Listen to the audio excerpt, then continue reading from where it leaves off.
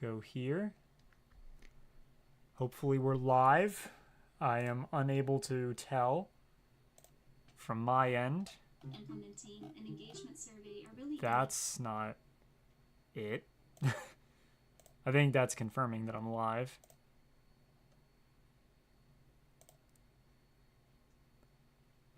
Yes. All right, I'm live. Hello, everyone. I'll give it a minute for everything to come on through. Because we got a doozy. I'm not sure how many people will be joining us on this excursion of ours, but we do have a bit of a thing that we're going to be doing today. Hello, everyone. Welcome. How dare I be a minute late? You're right. It was my fault. My problem. God damn it, right? I'm late. You don't even fucking speak. He doesn't even talk, you know? Pisses me off. Annoys me. Hello, everyone. Oh, thank you. You forgive me. I appreciate it. Yes. So I'm going to do a poll because I'm curious how many people have actually read the 36 lessons of Vivec. So we're going to do a little poll. Have you read the 36 lessons of Vivec? And I'll explain exactly what the fuck I'm doing.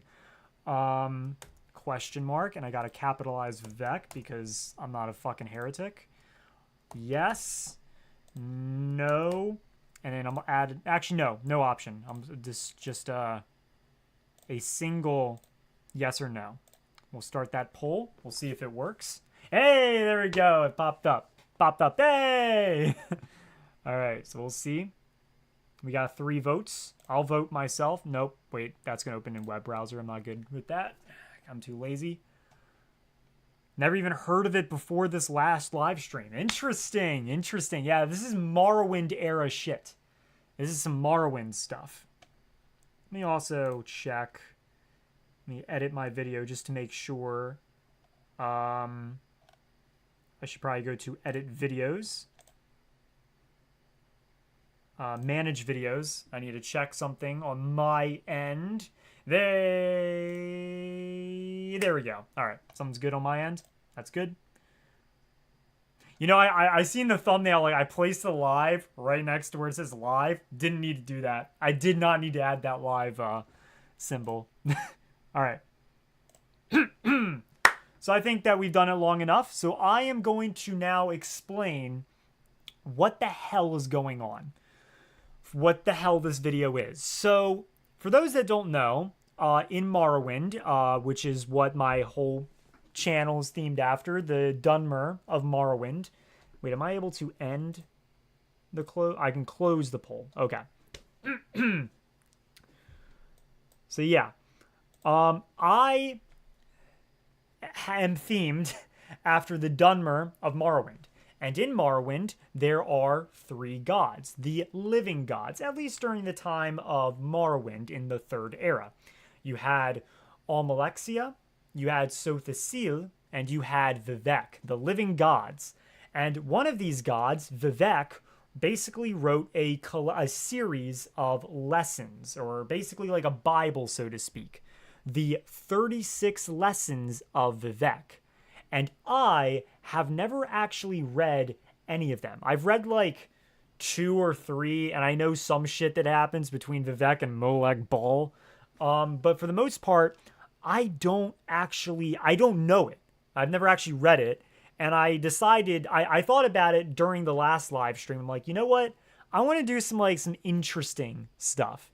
So I have 2 ideas that aren't just playing a game. It's this and also using AI chatbot. I don't like AI that much, but you wouldn't believe the shit, the AI shit that they've come up with.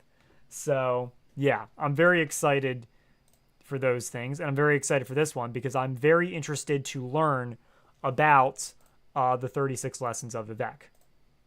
So let me just look at something real quick on my end. There we go. All right.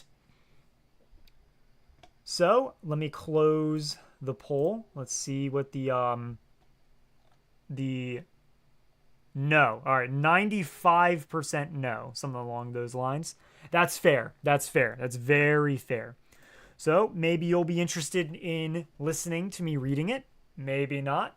There will be some things that I probably won't be able to say out loud because, it's fucking YouTube and it's the internet. So there are some things I'll probably avoid. So I will be going from that's not it.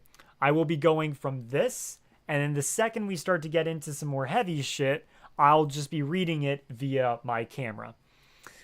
So yeah, and if any of you like know this and are able to like warn me in advance, that'd be cool. If not, I hope I don't get demonetized. That would be annoying. So yeah, I think there is nothing left else to do aside from reading it, which I am now going to do. So we have it all here. And now we're going to be reading it. Yeah, we need this shit monetized, Dominator. All right, so let me move. That wasn't it. No. There we go. Click the wrong thing. There we go. Okay, let's move that over here. And then we are going to have this over here. And now we are going to be reading. So, kick back, relax, and listen to me learn about the 36 lessons of Vivec. And maybe you'll learn something too. Also, whenever it comes to like certain things, like for example, the war with the Northern Men, I'll click on this so I can understand like maybe what it is. Like if I get like confused about anything, like, hey, who's Fa Nui 10? We can look and hey, that's Fa Nui 10 from ESO. From fucking, what was it? It was the orc Rothgar, the Rothgar DLC. So yeah. With all that being said, we're gonna get into it. He was born in the ash among the Valathi, a non-chimer, before the war with the Northern Men. AM came first to the village of the Nechaman, and her shadow was that of Boethia, who was the prince of plots. And things unknown and known would fold themselves around her until they were like stars or the messages of stars. AM took a Nechaman's wife and said, I am the face-snaked queen of the 3-in-1. In you is an image and a 7-syllable spell, AM a Seti a Vec, which you will repeat until mystery comes. Then AM threw the Nechaman's wife into the ocean, where dregs, which are the water things, dregs took her into castles of glass and coral. They gifted the Nechaman's wife with gills and milk fingers, changing her sex so that she might give birth to the image as an egg. There she stayed for 7 or 8 months. Then Set came to the Nechaman's wife and said, I am the clockwork king of the 3-in-1. In you is an egg of my brother's sister, who possesses invisible knowledge of words and swords, which you shall nurture until the Holtatol comes, who is Lord Indoril Nerevar.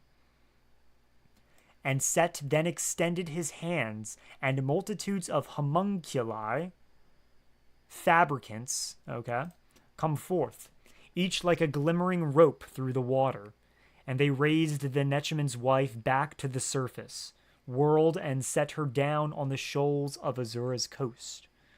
There she lay for 7 or 8 more months, caring for the egg knowledge by whispering to it the codes of Mephala, and the prophecies of Veloth, and even the forbidden teachings of Trinimac.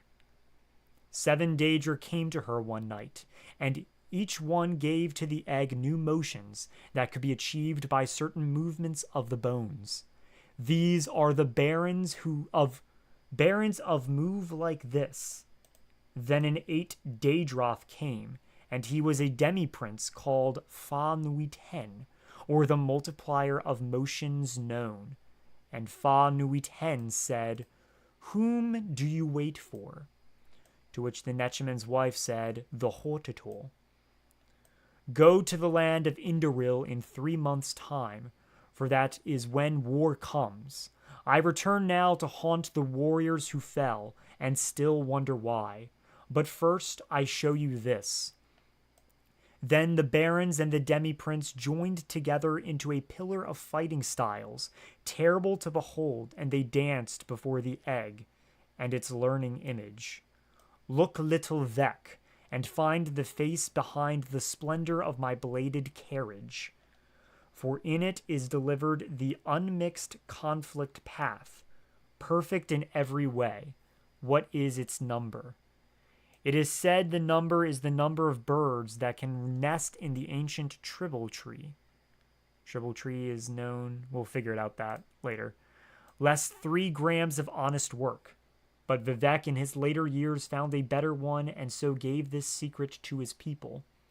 For I have crushed a world with my left hand, he will say, but in my right hand is how it could have won against me. Love is under my will only. The ending of the words is ALMSIVI. So yeah, that was interesting. So homunculi, Set extended his hands and multitudes of homunculi came forth.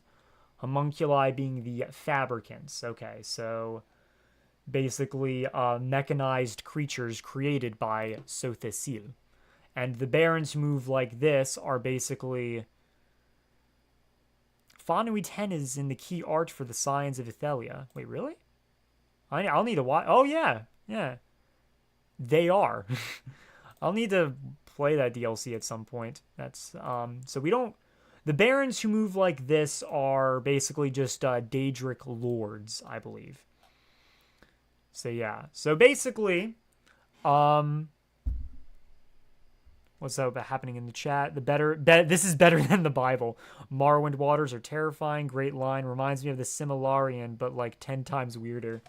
I don't know what the Similarian is, but I'll probably need to look at that. So yeah, so basically this is the birth, I assume, of Vivec. And how Vivec came from the egg of a Nechiman's wife. What is a Nechiman, actually? I'm curious what that is. Elder Scrolls Nechiman. Can't type. The Nechiman's lament. What is a Nechiman? That's what I'm curious about. I guess they're like those that take care of Nech images. Yeah, I guess they're just individuals that care for Neches. And Vivec came birth. Nech hunter? That could be one too. It could be someone that hunts Neches. Could be someone that takes care of them because you can breed Neches.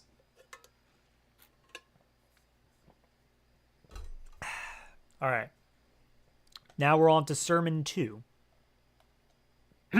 And these won't be as long. Some of them are long, but some of them are also like quite short, especially when you get to like here. It'll get short.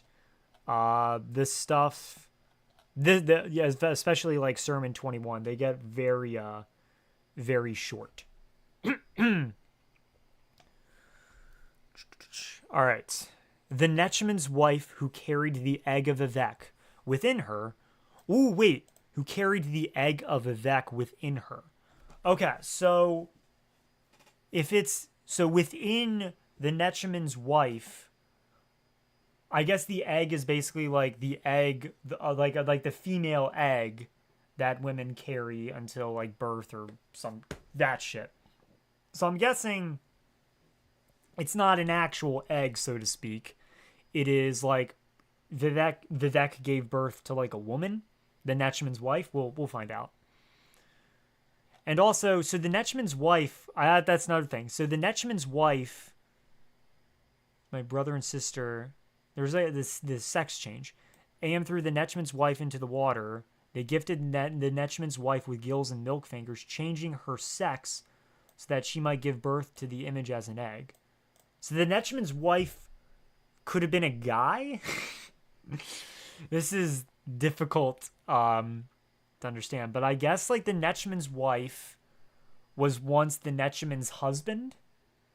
and then became female and gave birth, and then carried the egg or carried the womb of Vivec, which could be it. Symbolism everywhere. Yeah, so it's more like symbolism and metaphors and shit like that. Peak Michael Kirkbride, hell yeah. Anyone else hear homunculi and think of FMA? I have no idea what that is. There's a lot of stuff that I have no idea. I don't know like what inspired Michael Kirkbride for a lot of this stuff. All right. Now let's read Sermon 2. The Netchman's wife who carried the egg of Vivec within her went looking for the lands of the Indoril. So that is, so that's their territory. Along the journey, many spirits came to see her and offer her instructions to her son-daughter, the future glorious invisible warrior poet of Vardenfell, Vivec. The first spirit threw his arms about her and hugged his knowledge in tight. The Netchman's wife became soaked in the incalculable effort. The egg was delighted and did somersaults inside her, bowing to the 5 corners of the world, saying, "Thus whoever performs this holy act shall be proud and mighty among the rest." The second spirit was too aloof and acted above his station, so much that he was driven off by a headache spell. The third spirit, At Khatur, came down to the Netchman's wife while she relaxed for a while under an emperor parasol. His garments were made from implications of meaning, and the egg looked at them 3 times. The first time Vivec said, while still in the womb of the Netchman's wife, okay, "Ha! It means nothing." After looking a second time, he said, there might be something there after all. Finally, giving At Hatur's garments a sidelong glance, he said, "Amazing the ability to infer significance in something devoid of detail." "There is a proverb," At Hatur said, and then he left. The fourth spirit came with the fifth, for they were cousins. They could ghost touch and probed inside the egg to find its core. Okay. Some say Vivec at this point was shaped like a star within the penumbra broken off. Others that it looked like a revival of vanished forms. From my side of the family, the first cousin said, "I bring you a series of calamities that will bring about the end of the universe." And from my side, the second cousin said, "I bring you all the primordial marriages that must happen within them, each one." At this, the egg laughed, "I am given too much to bear so young. I must have been born before." Yeah, because Vivec isn't born yet. So Vivec must have been born before he is currently being born or something. And the sixth spirit appeared, the Black Hands of Mephala. Black Hands of Mephala, so like a cult of Mephala, who taught the Valathi at the beginning of days all the arts of sex and murder. Its burning heart melted the eyes of the Netchman's wife and took the egg from her belly with 6 cutting strokes. The egg image, however, could see into what it had been before in ancient times, when the earth still cooled and was not blinded. It joined with the Daedroth and took its former secrets. Daedroth being Fa Nui Ten, it could be, because Fa Nui Ten was described as a Daedroth.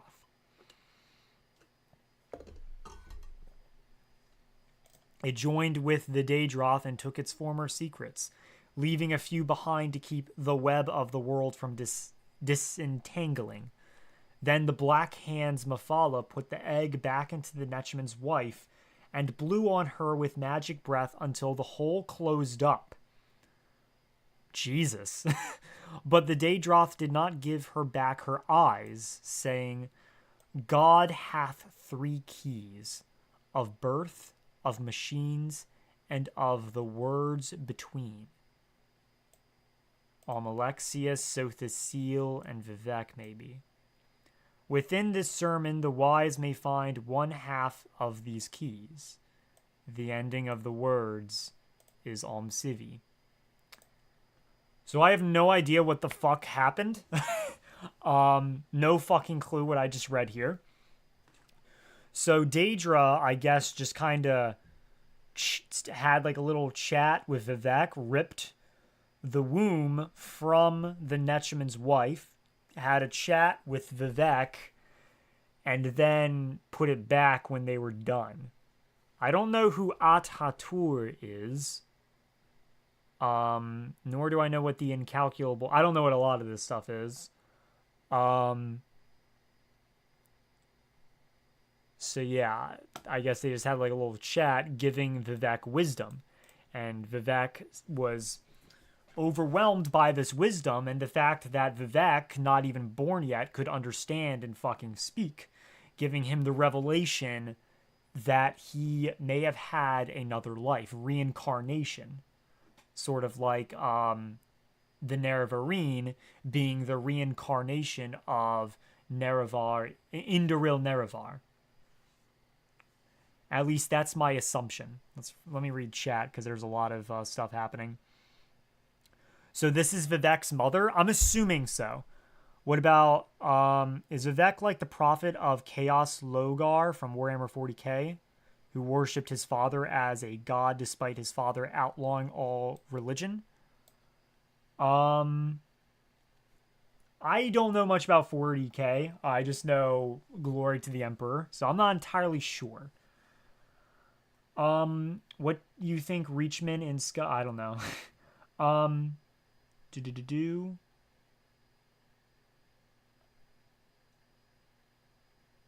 At-Hatur sounds a lot like Hortator. That actually could be it, actually. At-Hatur could be actually the third spirit At-Hatur.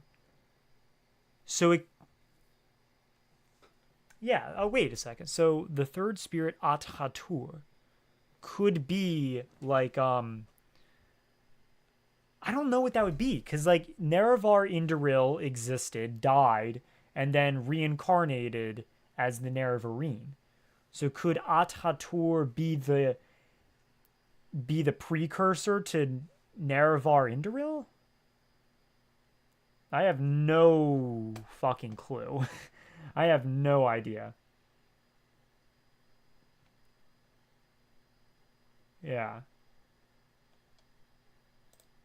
So we'll continue with the third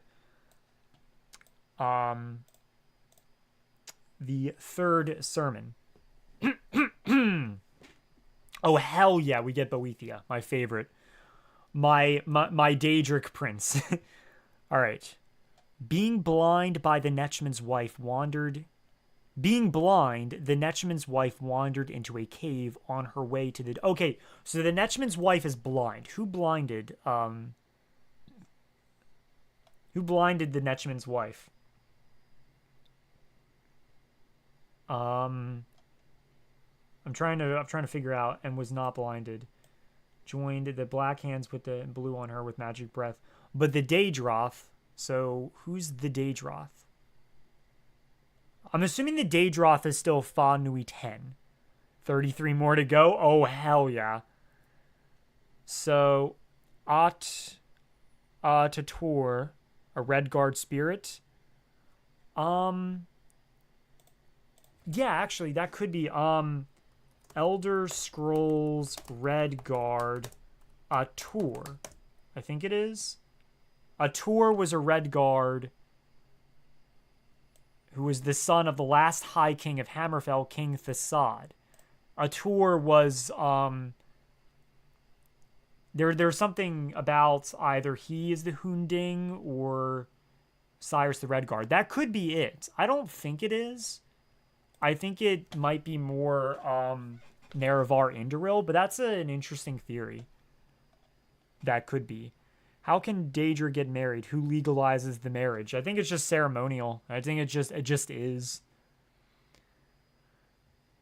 But yeah, it could be the Red Guard King, the spirit, who took on the Hunding, maybe? I might be looking at that wrong. So yeah, let's go on to Sermon 3. So I guess Fanui 10 still blinded the Netchman's wife, who is still blind. I saw a video called the Man-Mer Schism. I think it states Atatur is Nerevar. Okay. So the third spirit in this is Nerevar. I would not have come to that conclusion unless I did this live stream. So I'm actually glad that I did this. All right. Being blind, the Netchman's wife wandered into a cave on her way to the domains of House Indoril. It so happened that this cave was a Dwemer stronghold. The Dwemer spied the egg and captured the Netchman's wife. They bound her head to foot and brought her deep within the earth. So in a Dwemer ruin, or well, not ruin at this point in time, but yeah. She heard one say, "Go and make a simulacrum of her and place it back on the surface, for she has something akin to what we have, and so the Velothi will covet it, and notice if she is too long away." In the darkness, the Netchman's wife felt great knives try to cut her open. When the knives did not work, the Dwemer used solid sounds. When those did not work, great heat was brought to bear. Nothing was of any use, and the egg of Vivec remained safe within her. So the Dwemer were trying to cut open the Netchman's wife to take Vivec, to use the womb of Vivec for whatever purposes they wish, for experiments or what have you. And the Dwemer were a cruel race, so they probably would have tortured the womb of Vivec, just like they did the Falmer. A Dwemer said, "Nothing is of any use. We must go and misinterpret this." Vivec felt that his mother was afraid, and so consoled her. "The fire is mine, let it consume thee, and make a secret door at the altar of Padme, in the house of Boetia, where we become safe and looked after." This old prayer made the Netchman's wife smile and begin such a deep sleep that when Dwemeri Atronachs, Dwemer Kenturians, returned with cornered spheres and cut her apart, she did not awake and died peacefully. Vivec was removed from her womb and placed within a magical glass for further study. To confound his captors, he channeled his essence into love, an emotion the Dwemer knew nothing about. The egg said, "Love is used not only as a constituent in moods and affairs, but also as the raw material from which relationships produce hour later exasperations, regrettably fashioned restrictions, riddled laced with affections known only to the loving couple, and looks that linger too long. Love is also an often used ingredient in some transparent verbal and nonverbal transactions, where eventually it can sometimes be converted to a variety of true devotions, some of which yield tough, insoluble, I don't know what that word is, and infusible unions. In its basic form, love supplies approximately 13 draughts of all energy that is derived from relationships. Its role and value in society at large are controversial. So Vivec is just talking about love. Okay, cool. The Dwemer were vexed at these words and tried to hide behind their power symbols. They sent their Atronachs to remove the egg image from their cave and place it within the simulacrum they had made of Vivec's mother. A Dwemer said, "We Dwemer are only aspirants to this that the Velothi have. They shall be our doom in this and the 8 known worlds, Nern, Lorcan, Arquette, Thendar, Kunit, Arcat, Mara, Junal. The secret to doom is within this sermon. The ending of the words is ALMSIVI. So the Netchman's wife has died now, and the Dwemer took Vivec out of the Netchman's wife's womb. Insoluble means can't be dissolved. Okay, cool. Anyone who can do engineering cannot be loved. God damn. I know a few people with engineering degrees. You're on the mark there. Am I able to... No, I can't. I was hoping that I could remove the chat from over here so I could look over here, but never mind. I love love. You mean this, okay. Kind of rude of him to say Dwemer don't know how to love. I mean, the Dwemer are unique in the sense that the dullest of them makes, like, the dullest among the Dwemer are vastly intelligent. Basically, they're like annoying atheists in a sense, where they don't really give a fuck about anything else. They're just very, I don't know. But yeah, so it does seem like, but the Dwemer are a cruel race. Again, look at what the Dwemer did to the Falmer. How the Falmer removed the eyes of the snow elves, and leading to them to their leading whatever happened, the poison, because not only did the Dwemer blind the Falmer, but they poisoned them, and this poison seeped into their ancestors. And now this is what happened to the Falmer, as you can see here, as you can see all through here. So they are a cruel race. They're not good. They're not evil in a sense. I wouldn't say that they're evil, but they're basically a product of their circumstances, which is incredibly vast intelligence and wanting to push the envelope, to innovate more and more and more, and they don't really care about ethics and stuff like that. So the idea that the Dwemer cannot love does make sense, I would say.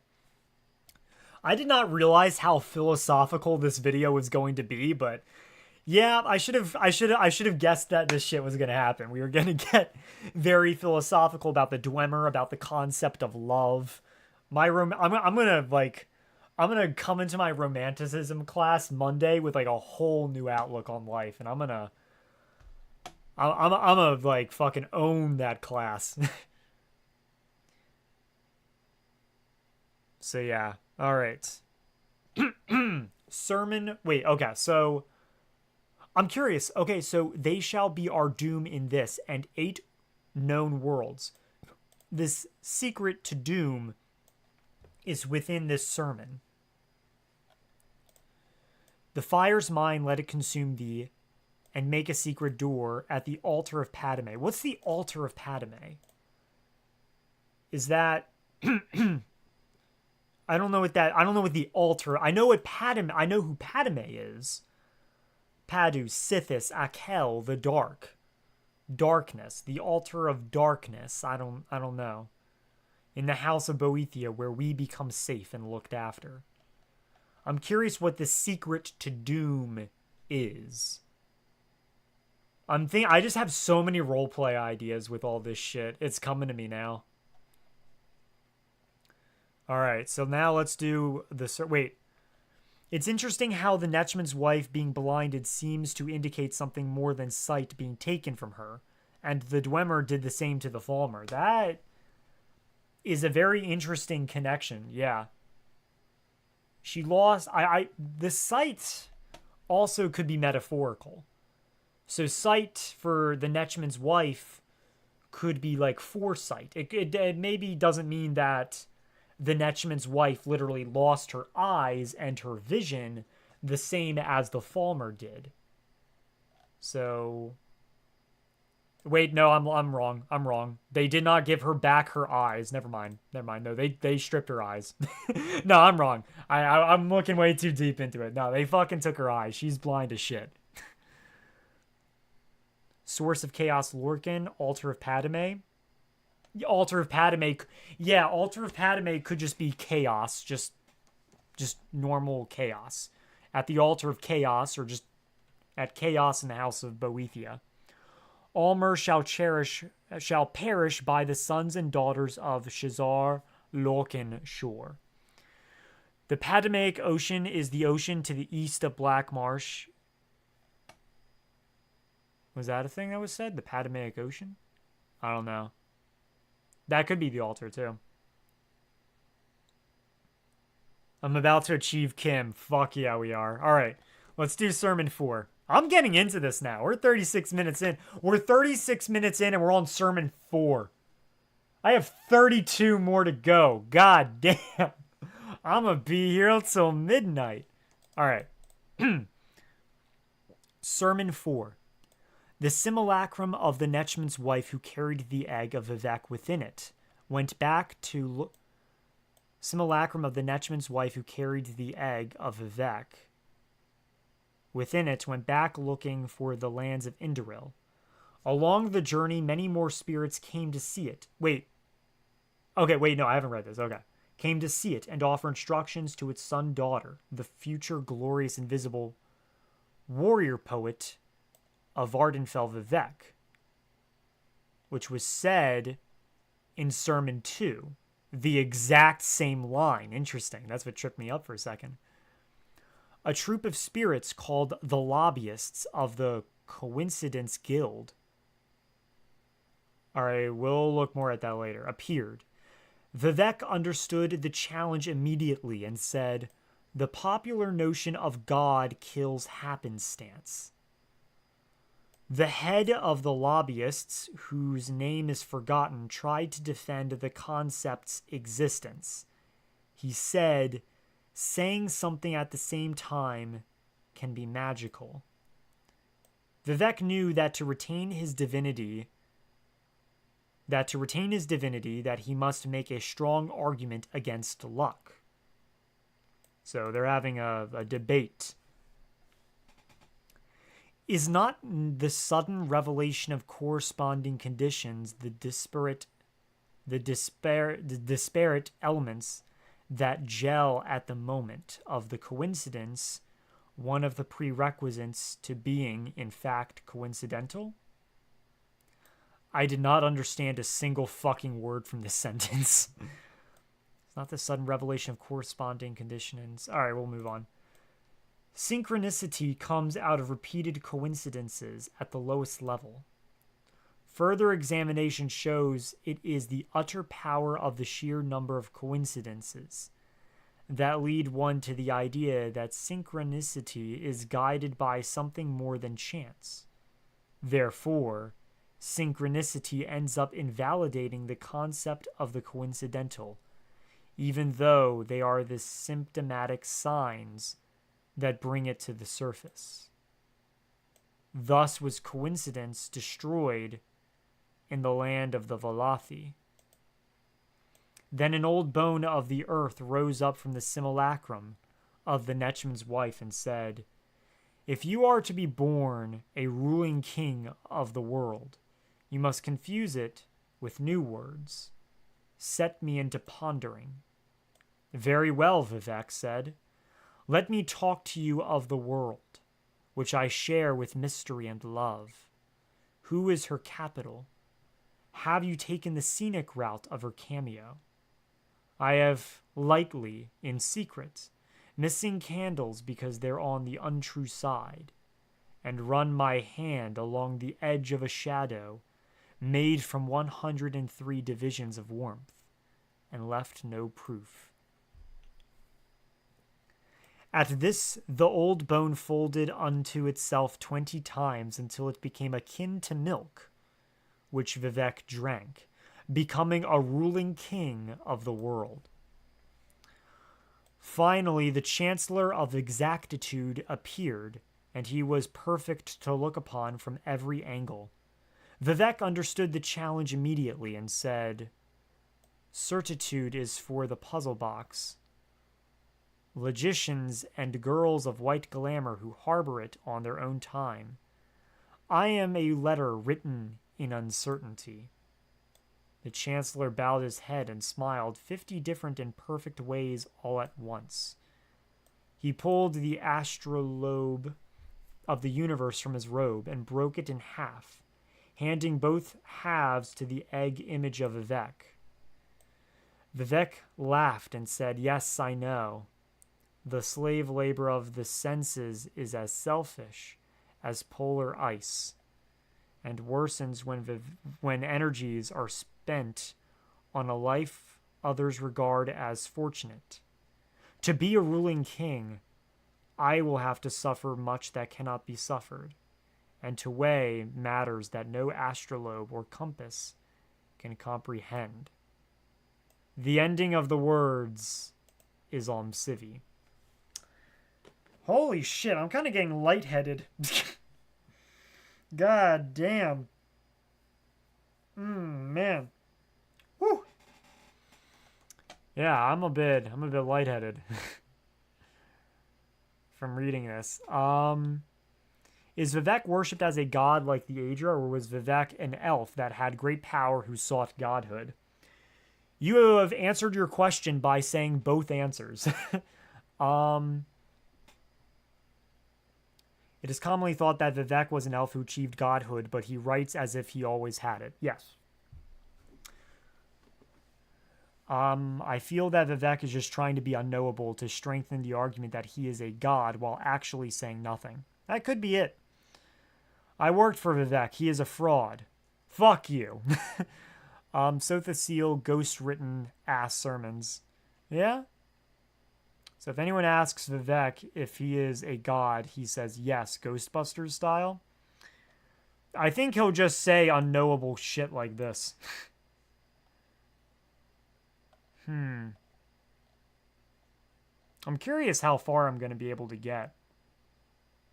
This ain't going to be in one live stream, I can tell you that. This will probably be in, like, 5. I'm now starting to understand why Drew Mora only made, like, I think, like, 2 or 3 videos on this 36 lessons of Vivec and dropped it. I'm also curious. Elder Scrolls 5th lesson of Vivec. As someone made, like, stuff about him, like, analyzed each one. It has offered doctored history, exudes.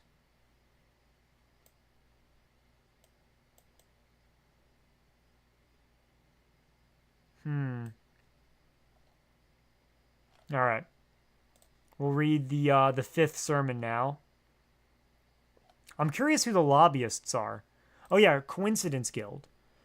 The Coincidence Guild is a group of entities advocating for the importance of existence of coincidence or happenstance. Okay, arguing that coincidence and happenstance exists and is important. They are featured in the 36 lessons of Vivec Sermon 4, where a group of spirits known as the lobbyists of the Coincidence Guild encounter Vivec during a search for the lands of the Indoril. The leader of the lobbyists, whose name faded into obscurity, spearheads the debate. They engage in dialogue with Vivec, who challenges their belief by arguing the concept of luck. Vivec believes in luck, not in coincidence or happenstance. Okay, it's starting to make sense now. It's all a debate. Vivec presents a philosophical argument against the notion of coincidence, suggesting that synchronicity arises from repeated coincidences that ultimately invalidate the idea of randomness. The dialogue leads to the destruction of the concept of coincidence in the lands of Alathi. So Dunmer do not believe in coincidence or happenstance. They believe in luck. According to the religious narrative presented in the sermons, Vivec soon encounters old bone of the earth, which folds unto itself 20 times until it takes the appearance of milk. Vivec consumes it, thus ascending to become a ruling king of the world. Following this, he meets the Chancellor of Exactitude and comes to the ultimate realization that being a ruling king entails enduring trials beyond ordinary suffering, grappling with matters immeasurable by conventional means. Okay. So I get the idea of Sermon 4. It is basically a debate between Vivec, who is basically like a baby, and the Coincidence Guild, who are spirits. So I am going to do something because I have now exhausted my brain, in a sense, reading this. So I'm going to do something. I am going to leave for just a second because I want to go and get some ice cream. Because I feel like if I have some ice cream, that's going to basically reinvigorate me. So I am going to be back. Time me. I am going to try and be back in a minute. So we're going to do this in 3, 2, 1. Out of the way.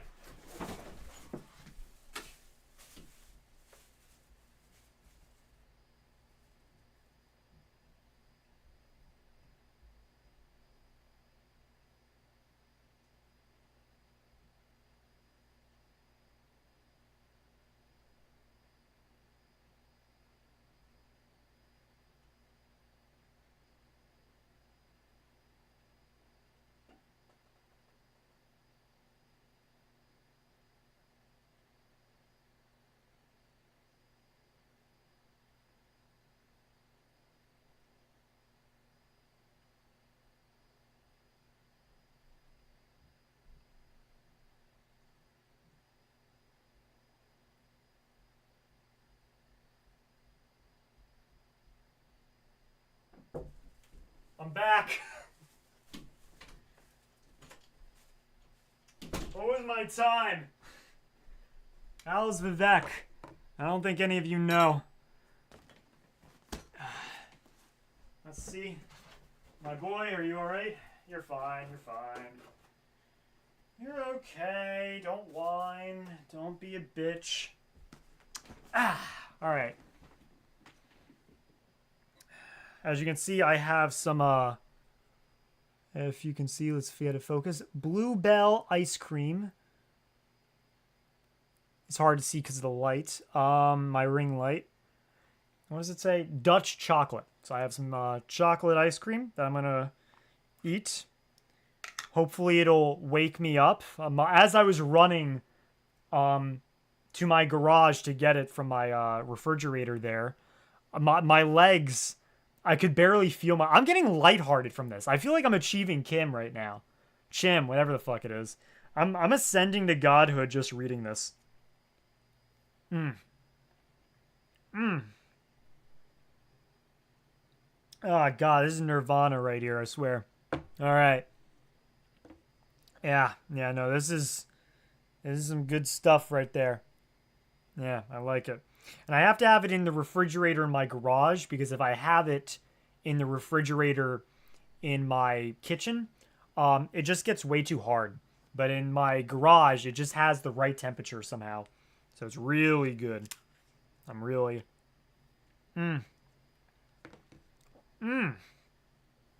Ah, damn. All right.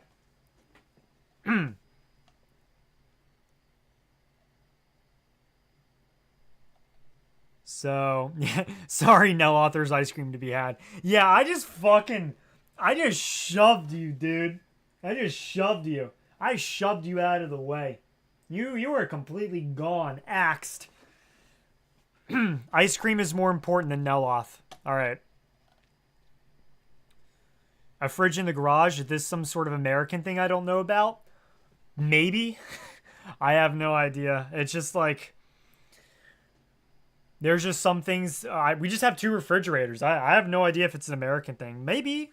Maybe it is, because I think I had a couple friends that did it too. They have a refrigerator in their garage. I think I'm remembering that right. Yeah. All right. I feel better now. How was I just researching the Elder Scrolls lore and I searched 36 Lessons of Vivec and you just happened to be reading it? Let's go.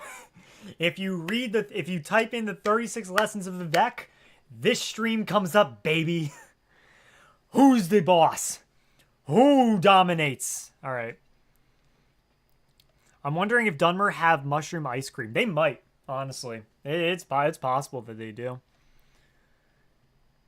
All right. So now we are going to go back and we're going to read Sermon 5. I'm curious what the simulacrum is. The simulacrum of the Netchman's wife. What the fuck does that mean?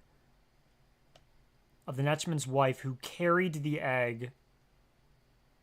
What? I don't know what the simulacrum of the Netchman's wife is. I don't know what this... What's a simulacrum? Hang on a second. Maybe I just need to think smaller. An image or representation of someone or something. So, an unsatisfactory imitation or substitute. So, a simulacrum, a substitute of the Netchman's wife. A substitute. Okay, so the thing... Because has Vivec even given birth yet? Has he technically been born? I don't know. That's a fucking weird thing that I'm thinking of. Because he came out of the womb by the Dwemer, but I don't know if he's technically born anon or not.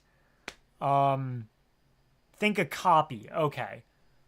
So a copy of the Netchman's wife. Okay, so Vivec isn't born yet, I assume. Or a clone. Okay. Alright, so I'm going to assume that he... That would make sense. I'm missing something. Alright, I have to actually eat this whole ice cream because it's melting. I forgot. It is really warm in here. It is really warm in this room. Actually, before we go on, I'm actually going to finish the rest of this. I don't want to just, like, leave it. Because if I just read Sermon 5, come back to this, it's going to just be milk. It's just going to be gone. So how's everyone doing? Is everyone doing good today? Everyone have a good day? Ooh, I'm going to have freezer burn. Or brain freeze. I just got back from a rehearsal for a show that I have tomorrow. And the rehearsal was a waste of time. So I'm glad I get to do this. So I feel like my day has been productive. Yeah. Oh no, this ice cream's melting. I gotta finish it all. This is some good shit. This is the milk that Vivec drank. Right here. I'm consuming the milk of Vivec. Oh yeah. I just got home from a 12-hour shift. God damn, dude. I thought my day was rough. Just playing some Red Dead Redemption 2 while listening to the 36 being read. Hell yeah. That's an interesting dichotomy. Playing a cowboy game while reading about like the philosophical teachings of Vivec. Alright. Let me have the rest of this. And then I have it all. Alright. And we have now finished. You're consuming what? Don't ask questions. Don't ask a single fucking question. Alright, I'll put this right here. Hopefully it doesn't fall or make a mess. It'll be fine. It'll be fine. There we go. Alright. I feel better. I feel reinvigorated. I can't imagine a 12-hour shift. An 8-hour I've had almost killed me. Yeah, same. I worked at a Chick-fil-A, which is, I don't know if places outside of America have that. I'm assuming it's a big fucking corporation, but whenever I worked at Chick-fil-A, I used to work 8 hours. I fucking hated it. Then my manager hated me and made me work 4 hours only, but even then, 4 hours was rough. But yeah, I can't even imagine. All right. So now we are going to read Sermon 5. Finally, the simulacrum of the Netchman's wife became unstable.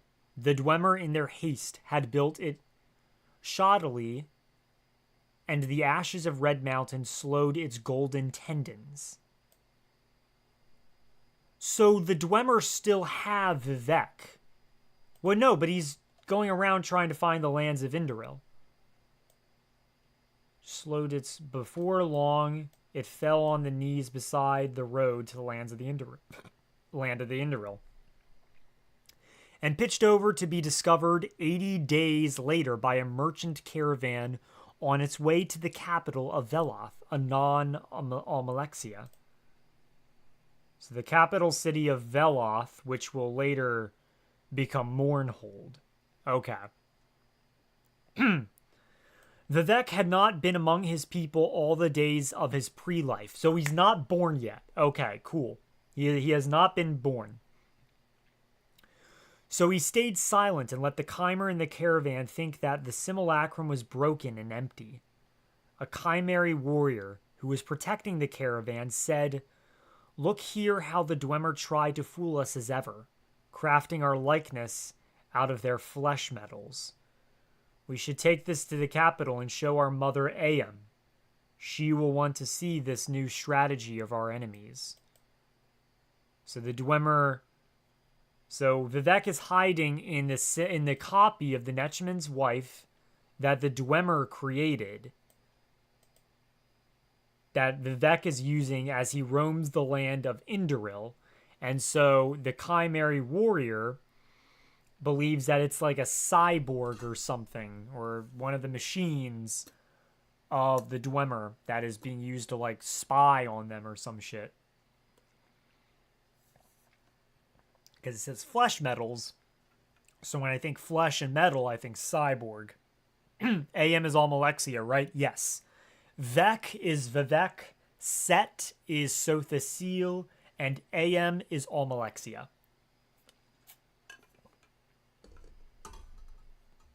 All right. Where was I? Show our mother AM. She'll want to see the strategy of our enemies. But the merchant captain said, "I doubt that we shall be paid well for the effort. We can make more money if we stop at Normok and sell it to the Red Wives of Dagon." Normok, a place that we don't fucking know. The Red Wives of Dagon, who pay well for wonders made by the deep folk. Red Wives. That might be like Daedra lords that do it with Dagon and give birth to stuff, or maybe it's like a cult. Flesh Metal would be a good band name. Hell yeah. Yep. That is my alarm for my turtle, but my father is taking care of my turtle, so that's okay. All right.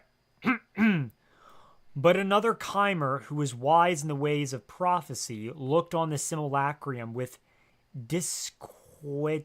What the fuck is this word? Okay, hey, hold up a minute. Disquietude, a state of uneasiness or anxiety. Disquietude. Okay. Are you able to hear that? Like the Disquietude. I guess you can hear it through my mic. But yeah. Alright, so looked on the simulacrum with disquietude, uneasiness. Was I not hired on to help you seek the best of fortunes? I say you should listen to your warrior then, and take this thing to AM. For though manufactured by our enemies, there is nothing in it that will become sacred, or has been already. The merchant captain took pause and looked on the simulacrum of the Netchman's wife. though he heeded always the advice of his seers, could do no more than think of the profits to be made at Normoch. He thought mainly of the Red Wives' form of recompense, which was four-cornered and good wounded, a belly magic known nowhere else under the moons. So sex. His lust made him deny Am his mother.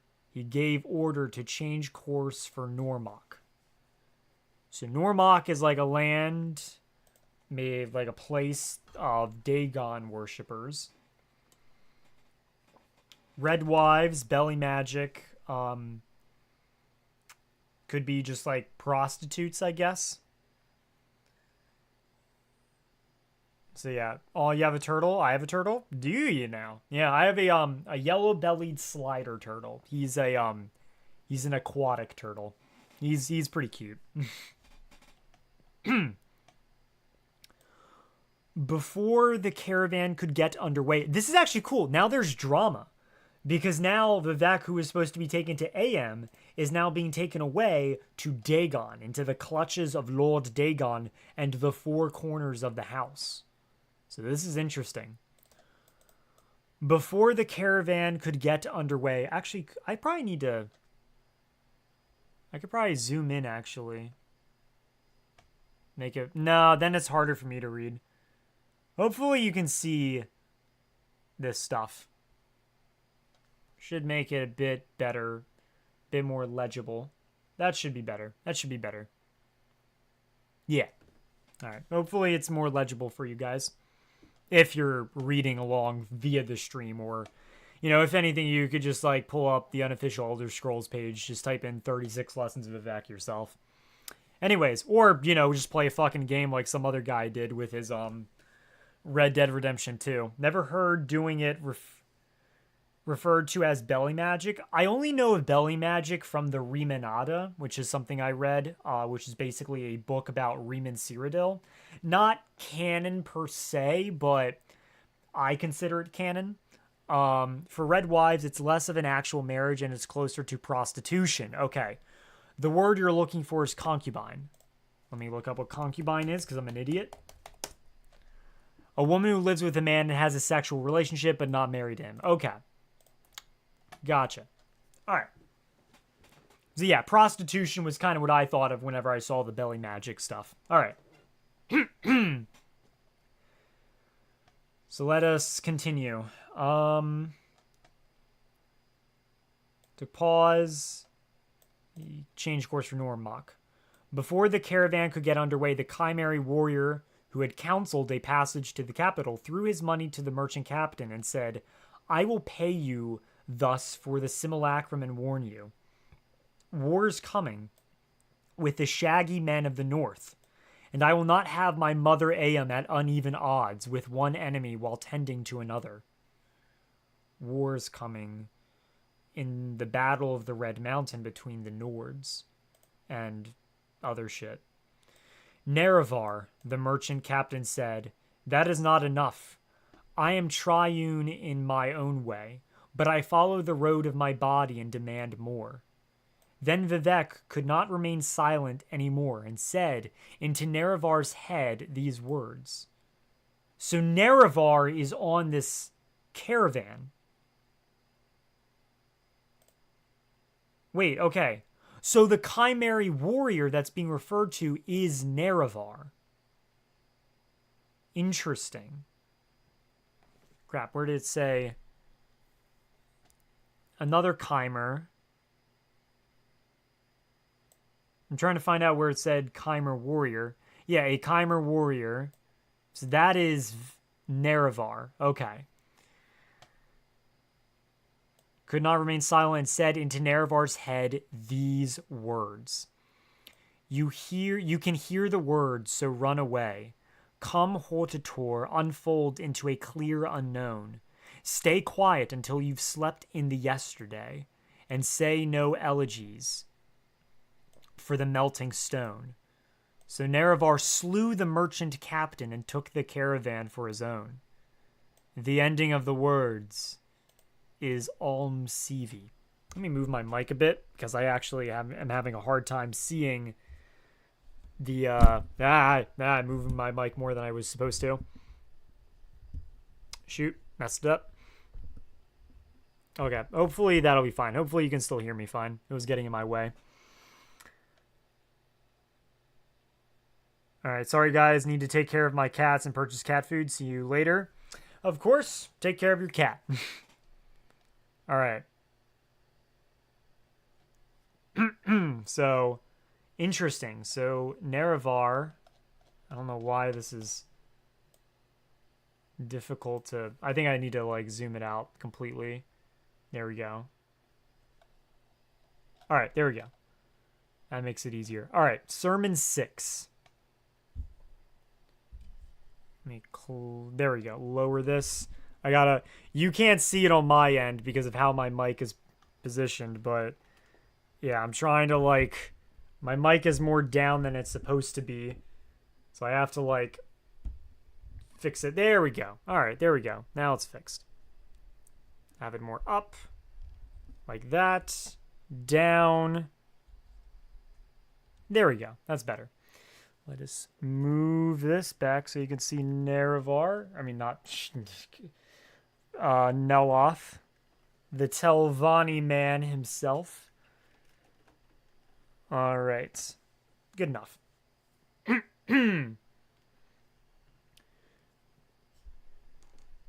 Wait, damn it. It's still in my way, and I'm trying to, like... There we go. Alright. You can still hear me. It's fine. Murdering a whole caravan? Shame on you, sweet Nerevar. I don't think he murdered the whole caravan. He just took it for his own. He just slew the merchant captain. We'll find out, unless it just doesn't really speak about the rest of that. I also wish that I could, like, flip myself around. Because you can see me looking this way, but I'm looking away. So, yeah, that's a bit annoying, but what can you do? Anyways. Alright. Well, actually, I could just move that a bit more. There we go. Alright. Let's begin with Sermon 6.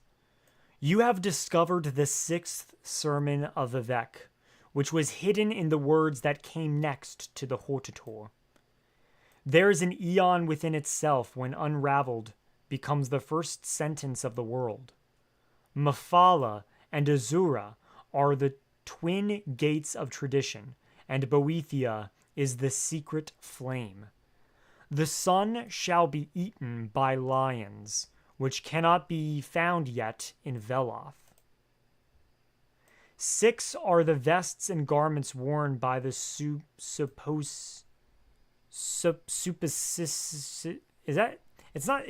how the fuck is that word? Superstitions of men. Whatever the fuck that means. Proceed only with the simplest terms, for all others are enemies and will confuse you. 6 are the formulas to heaven by violence, one that you have learned by studying these words. The Father is a machine, and the mouth of a machine. Who's the Father? Sothacil. Fair, says Machines. His only mystery is an invitation to elaborate further. The Mother is active and clawed like a Nix hound, yet she is the holiest of those that reclaim their days. The Son is myself, Vec, and I am unto 369, and the rest that come after, glorious and sympathetic without borders, utmost in the perfections of this world and the others. Sword and symbol, pale like gold. There is a 4th kind of philosophy that uses nothing but disbelief. For the sword, I mean the sensible. For the word, I mean the dead. I am Vec, your protector, and the protector of Red Mountain until the end of days, which are numbered 3333. Below me is the savage, which we needed to remove ourselves from the Altmer. Above me is a challenge, which bathes itself in fire and the essence of a god. Through me you are desired, unlike the prophets that have borne your name before. 6 are the walking ways, from enigma to enemy to teacher. Boethia and Azura are the principles of the universal plot, which is begetting, which is creation, and Mephala makes of it an art form. For by the sword I mean the first night, for by the word I mean the dead. There will be a splendor in your name when it is said to be true. 6 are the guardians of Veloth, 3 before they are born again, and they will test you until you have proper tendencies of the hero. So the doom-driven hero, the protagonist of each of the games. There is a world that is sleeping, and you must guard against it. For by the sword I mean dual nature. For by the word I mean animal life. For by the sword I mean preceded by a sigh. For by the word I mean preceded by a wolf. The ending of the words is ALMSIVI. Interesting. Very, very interesting. And I'm trying to fix my mic because now I'm obsessed with trying to get it just right, and I'm never going to, but you know how it is.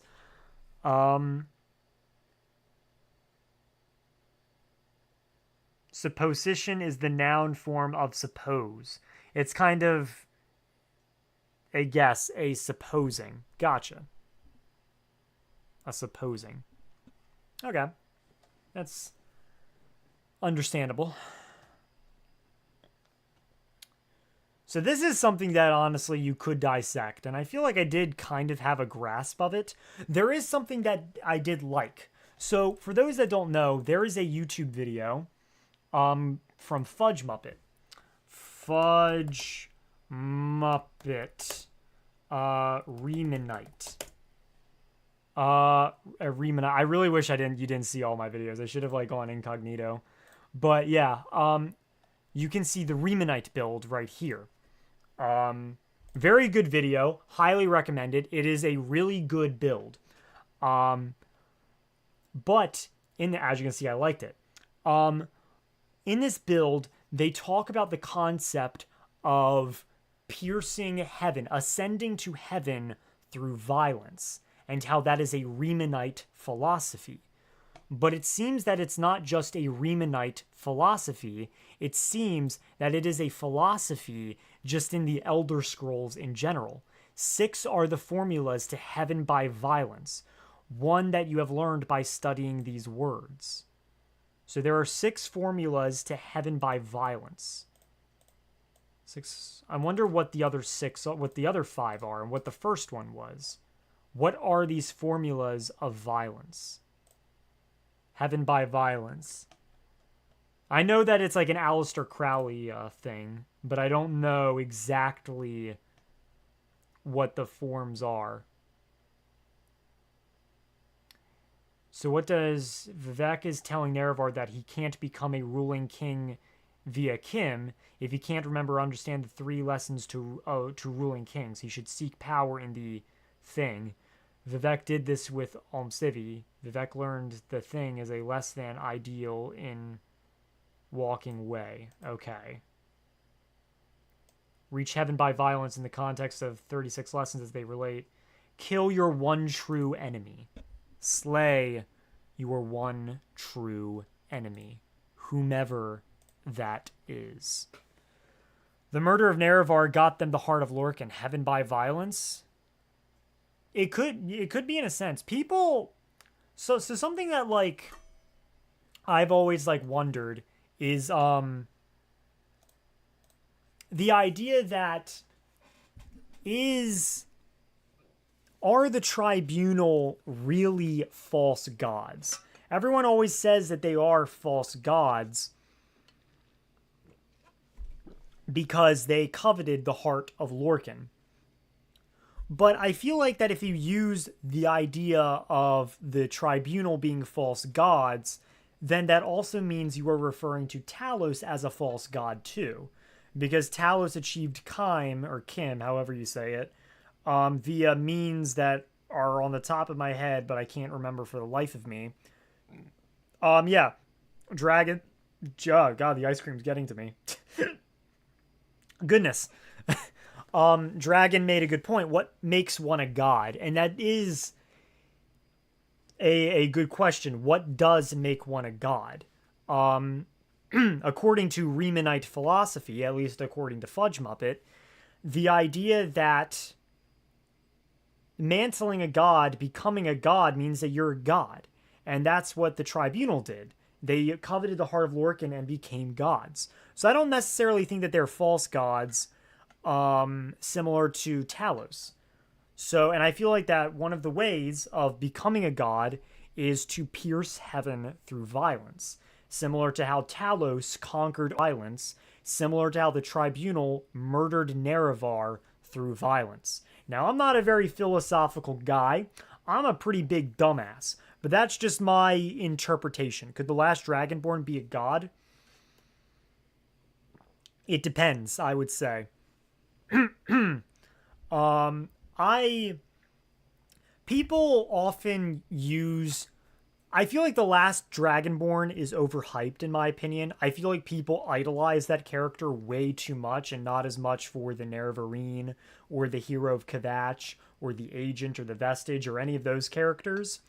I feel as if like each individual character that we play has the capability to become a god or like a lesser deity.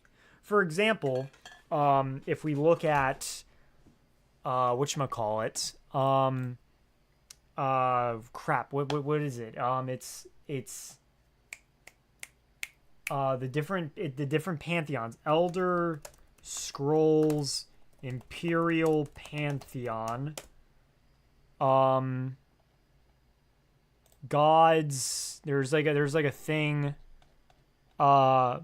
Varieties of faith in the Empire. This might be it. Cyrodiil. And as you can see in Cyrodiil, the Imperials, they worship, Akatosh, Dibella, Arkay, Zenithar, Mara, Stendar, Kinnereth, Julianos, Shazar, Tiber Septim, Moriaus, the bull that was with Pelinal Whitestrake, and Riemann Cyrodiil. All of these are worshipped by the Empire, roughly. Riemann being a more minor deity, but a deity nonetheless, similar to Moriaus. So, in that sense, because they accomplished so much and they pierced heaven through violence, then, Nerevar too with the Dunmer, because we can see Nerevar is one of them. Or at least not the Nerevarine, well, kind of the Nerevarine, but mainly Lord Indoril Nerevar before the reincarnation of Lord Indoril Nerevar, the Nerevarine. So, in that sense, to answer the question, could the last Dragonborn be a god? I don't think necessarily like the last Dragonborn because he's Dragonborn, but our characters, because we pierce heaven through violence, and we basically we have the ultimate saga, really. And it also, again, it's like, what does a god mean? Like, is Ysgramor considered a god? He could be considered a god because of just how big of a legend he is amongst the Nords, even though, if we look at all, like, the books and stuff, then no one necessarily calls him a god or worships him as a god. He's just a really fucking sick Nord. But yeah. Anyways, I missed some comments that could be important. I mean, since the Hero of Kvatch mantles Madman, he is a god. Yes, that's true. But I think he has like a different... His way of becoming a god is different in a sense. Maybe the Divines in Daedra are just main characters from another Kalpa who became gods. I like that, actually. I don't think you understand how much I like that. But also, it does beg the... I don't know. Maybe, maybe not. It just depends. Because also the Red Guards, I believe, are from a different Kalpa. So, well, then you have the Yokuden Pantheon. Oh, God, this is so confusing. I don't know. Is Ysgramor as much of a cultural god as Riemann is to Cyrodiil? Maybe. But Ysgramor is never worshipped as a god. He's never referred to as a god. If we look at Skyrim, this is like what I looked at for my my Nordic gods video. Ysgramor isn't on here. Ysmir is. Ysmir is. Ysmir could be... Maybe Ysmir... No, I just want Ysmir, not that. Nordic aspect of Talos. He is the power of the Greybeards. But Ysmir isn't just Tiber Septim. Ysmir is more a title, and that's something that I talked about in my Nordic Gods video. So it could be possible that Ysmir could also be Ysgramor. But Ysgramor doesn't really become a god in a sense because he's kind of chilling. Well, no, he's chilling in Sovngarde, but so is Soon, who is a god, as we can see by literally, if we look, Skyrim, we can see Soon right here. Soon, who is straight up a guy that we fight. For those, oh wait, my god, I haven't even I've been showing you, I had a whole screen going and you couldn't even see it. But Soon, right here, if you can see him, is a god. And yeah, I lost my train of thought because I didn't realize that you couldn't even see my screen. But yeah, Ysgramor could be a god in a sense. It really just depends. He could be. I don't fucking know. Anyways, I assume Wolfhearth was absorbed by Talos/Tiber. Yeah, he was. I thought Ysmir was a sort of title. Yes. And Ysmir is a god and a title. So, okay, so someone said that the last Dragonborn could be a god. That could actually be true because the Greybeards do a speech where they say that you are Ysmir now, Dragon of the North, hearken to it. So yeah, he could be a god.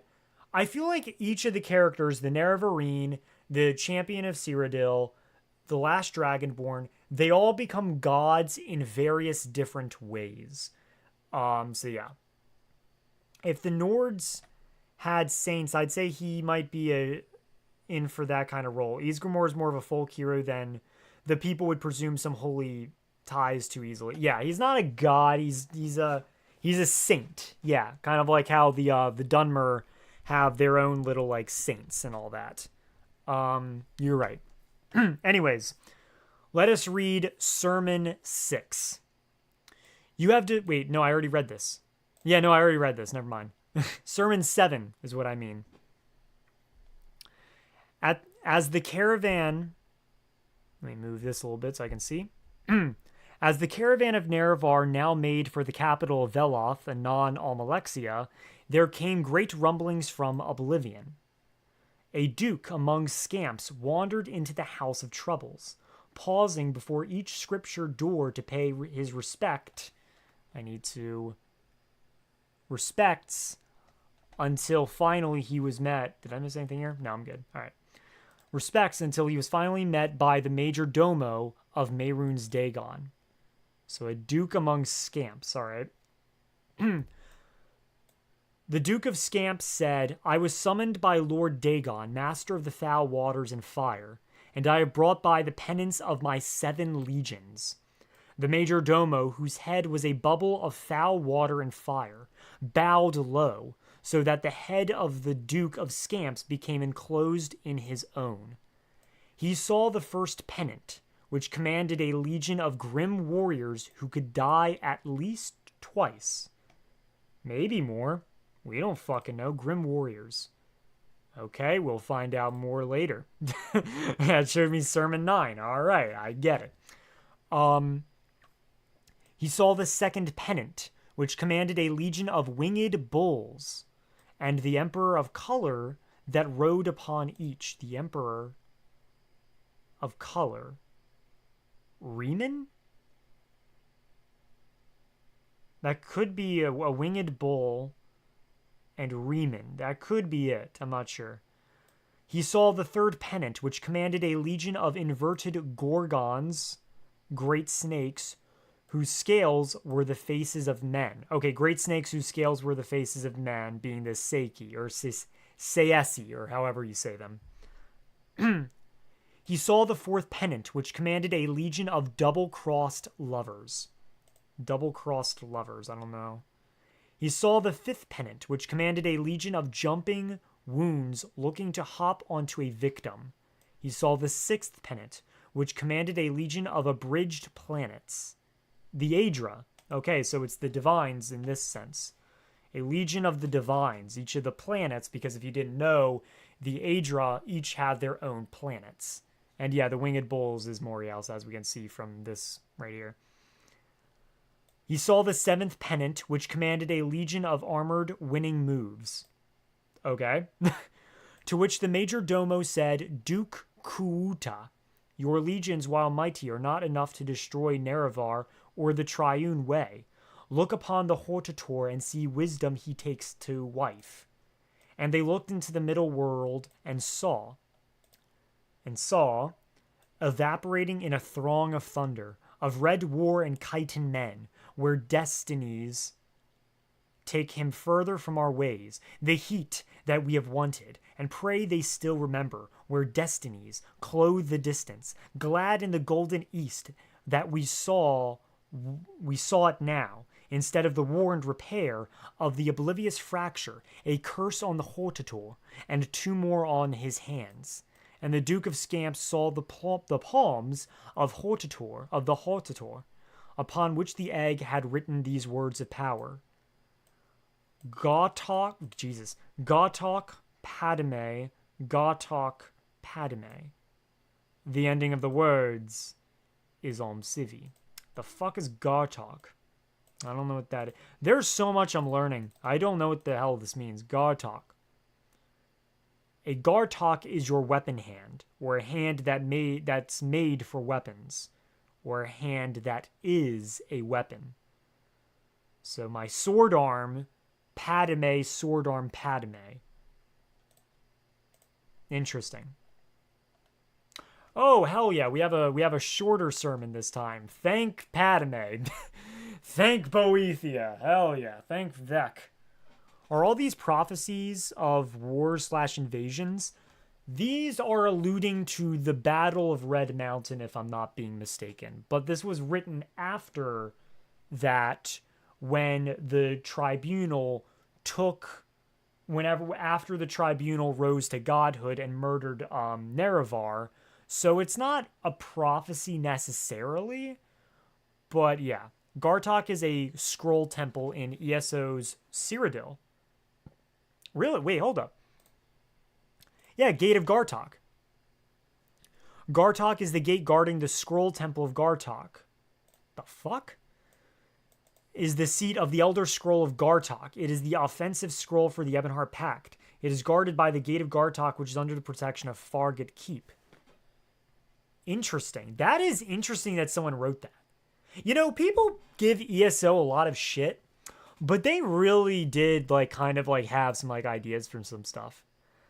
I really do like ESO in a sense. I don't think there's some problems I have with ESO, but there are some things I do like about ESO. I think it is truer to Elder Scrolls lore than people give credit for. All right. Sermon 8. Well, hang on a second. Did I fully analyze it? So yeah, what are these pennants? I forget. So we had the Duke of Scamps. I have brought the pennants of my 7 legions. So the pennants could be prophecy, I guess? Because these are, yeah, okay, wait, someone's talking about prophecy. Yeah. Are all these pennants prophecies of war/invasions? They could be. Because you have the Grim Warriors, who I guess we'll find out in Sermon 9. We have the Winged Bulls and the Emperor. So it could be Morial's and then Riemann. The third pennant, which is the Saesi. I don't know what Double Cross Lovers is. I don't know what this is. The Divines and the Planets. I don't know what this is. So yeah, that could be that. It could be prophecy in that sense. God, I hope some of you are comprehending this. Oh, man. All right. So let's go on to Sermon 8. All right. Nerevar and Vivec were within sight of the capital of the 4 corners of the House of Troubles. Wait, so they're making it to the capital of the 4 corners. Okay, never mind. They made sight of the capital, Mournhold, or AM, as it was. No, as it was Veloth, as it was then, or whatever the city was called.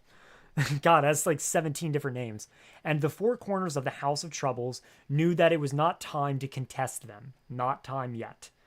The caravan musicians made a great song of entrance, and the 11 gates of the morning hold were thrown wide. AM was accompanied by her husband State, a flickering image that was channeled to her ever-changing female need. Around her were the shouts, a guild now forgotten, who carried with them the whims of the people, for the Velothi then were still mostly good at heart. The shouts were the counselors of AM and the country, though they sometimes quarreled and needed Set to wring them into usefulness. AM approached Nerevar, who was by now adorned in the flags of House Indoril. He gifted her with the simulacrum of the Netchman's wife and the egg of Vivec inside. So Nerevar is a Chimer warrior that's San, but House Indoril exists. I was always under the assumption that House Indoril named themselves after Nerevar Indoril. But I think it might be more apparent to say that Nerevar just belonged to House Indoril and that he ascended up and that House Indoril already existed. So that's an assumption that I always thought. Founded in ancient times when Morrowind was still Resdane and the first council ruled over the Chimer.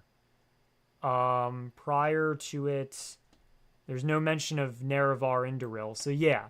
So similar to how some people are named like, Telvanni or Hlalu or stuff like that. Nerevar married into Clan Indoril. Okay. Something I always believed that I am now wrong on is that House Indoril was named after him. That is incorrect. I'm learning. War is come, and that the Hortator shall deliver us. Am said to Nerevar, Set to his Azura has revealed that war is come, and that the Hortator shall deliver us will approach with a solution walking at his side. Nerevar said, I have traveled out of my way to warn you of the deceit of our enemies, the Dwemer, but I have learned much on the journey, and have changed my mind. This Netchman's wife you see at my side is a sword and a symbol.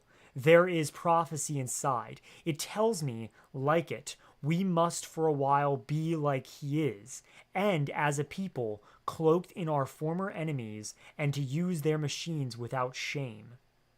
At which Vivec spoke aloud.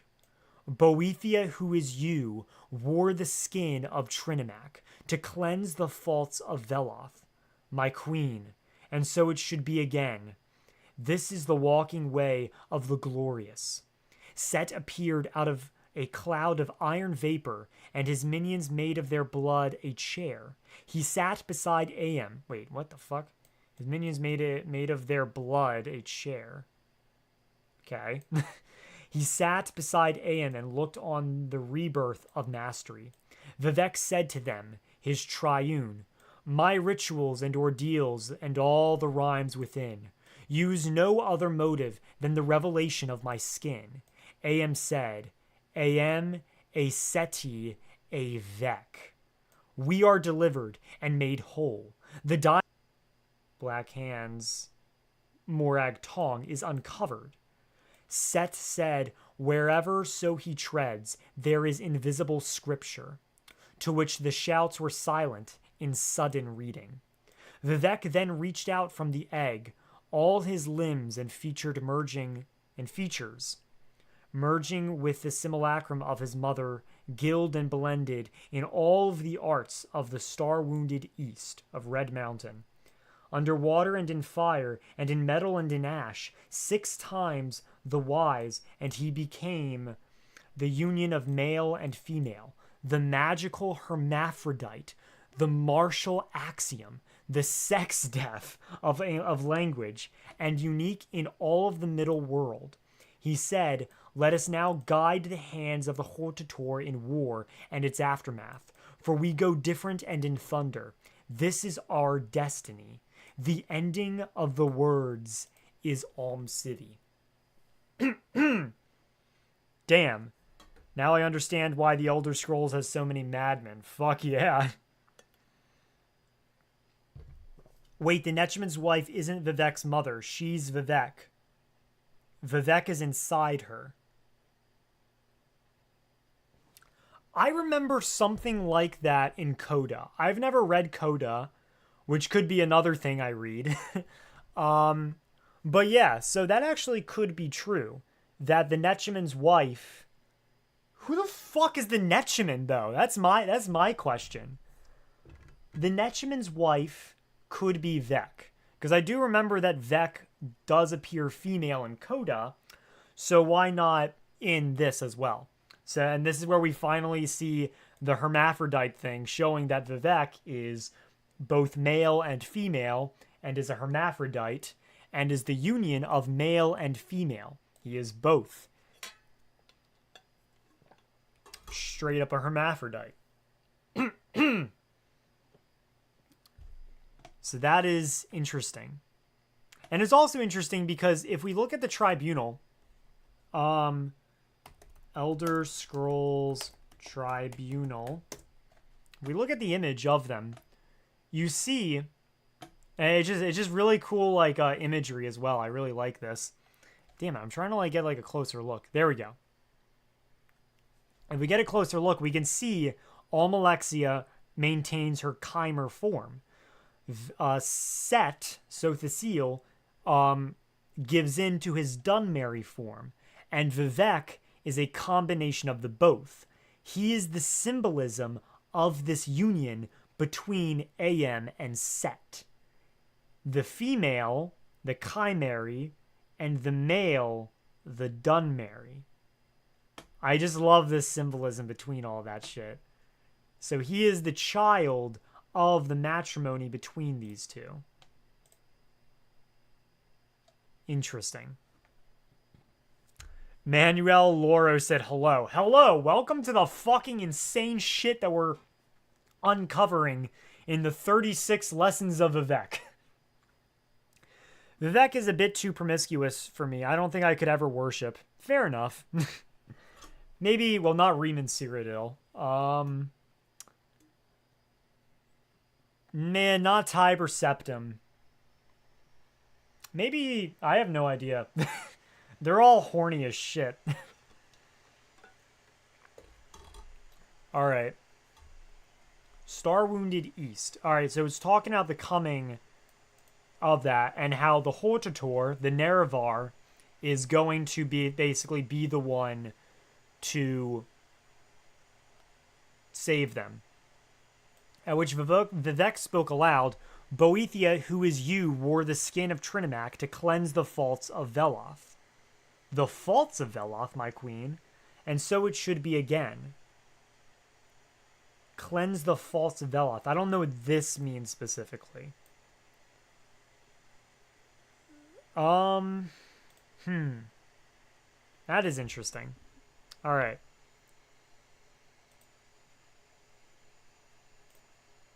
Okay. So next we have Sermon 9, which talks about the, what was it? What were they? The Grim Warriors. So we get to finally learn about the Grim Warriors. I'm curious where, how Dagoth is also going to come into play. I'm curious if he's even ever mentioned in the 36 lessons of Vivec. I assume not, because, you know, the Dagoth is part of the 6th house and tribe unmourned, meaning never spoken of. The house that should never be discussed. To cleanse his Altmer traits and culture and remake him. Okay.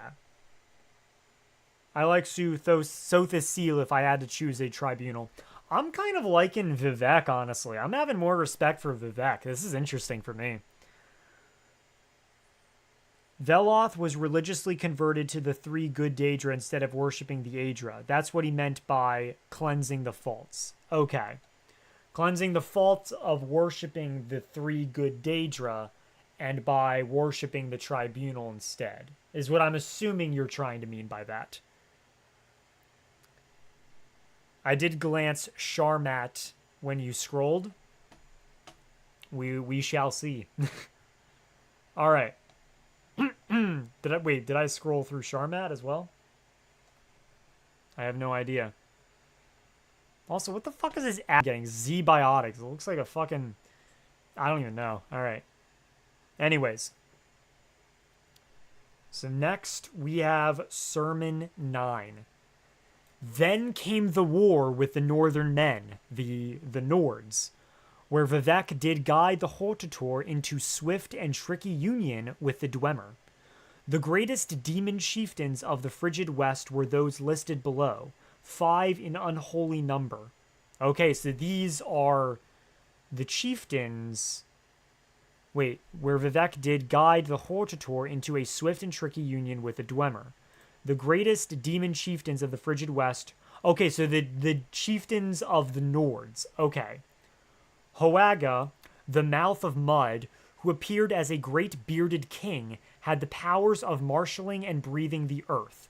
On the battlefields, this demon would often be seen on the sidelines, eating the soil voraciously. When his men fell, Hoaga would fill their bodies back with it, whereupon they would rise again and fight, albeit slower. Ah, okay, so this is... I see now. Okay, so this is the fucking whatchamacallit, the Grim Warriors. Okay. He had a secret name, Fenya, and destroyed 17 Chimeri villages and 2 Dwemeri strongholds before being turned away. Hoag Murkiller was a short-lived High King. I remember Hoag, actually. I remember that name. Alright. Kemua, the Running Hunger, who appeared as a mounted soldier with full helm, had the powers of heart roaring of sky sickening. He ate the Chimeri hero, Drez Kizumete, sending the spirit back to the Hortator as an assassin. First Blighter. Kemua could give clouds stomach aches and turn the rain of Veloth into bile. He destroyed 6 Chimeri villages before he was slain by Vivec and the Hortator. Bog, the Two-Tongued, who appeared as a great bearded king, had the powers of Sereti and form change. His raiders were small in number but ran amok in the west hinterlands, killing many Velothi trappers and scouts. He fell in a great debate with Vivec, for the warrior poet alone could understand the northern man's 2-layered speech, though ALMSIVI had to remain invisible during the argument. Interesting.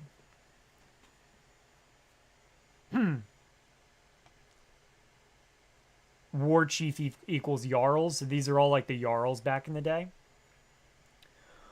Barfok, Maid of Plains, who appeared as a winged human with lick encrusted spear, had the powers of event denouement. Battles fought against her would always end in victory for Barfok, because she could shape outcomes by singing. 4 Chimeri villages and 2 Dwemeri strongholds were destroyed by her decision enforcement. Vivec had to stuff her mouth with milk fingers to keep her from singing Veloth into ruin. Hang on one second. I need to know something, and I'm going to look this up off screen out of curiosity. Elder Scrolls, what are milk fingers? I think, be sure. Stabbed her milk fingers is deliberately suggestive, though. I talked him to death, yeah. Don't. I have to. I need to know. Okay. All right. I think I know now. Okay. Cool. I'm not going to say out loud, but I know now. I see. Interesting. I think you already know. I think I kind of knew, but I needed to be sure. I know. All right. So now we know. Okay. Interesting way to defeat an opponent. Very interesting. Izmir, the Dragon of the North, who always appears as a great bearded king and had powers innumerable and echoing. He was grim and dark and the most silent of invading chieftains, though when he spoke, villages were uplifted and thrown into the sea.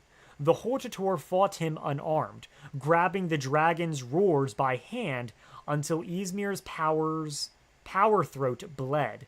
These roars were given to Vivec to bind into an ebony listening frame, which the warrior poet placed on Ysmir's face and ears to drive him mad and drive him away. So he took the voice and placed it into himself, freaking him the fuck out. The coming forth and driving away brings all things around. What I shall say next is unpleasant to record. Hermea mora altadun e altadun. The ending of the words is ALMSIVI.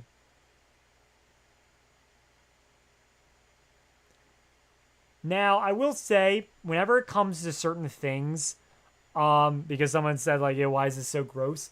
I don't think it is supposed to be taken in a literal sense. I think it is supposed to be taken metaphorically. So the milk fingers, which is deliberately,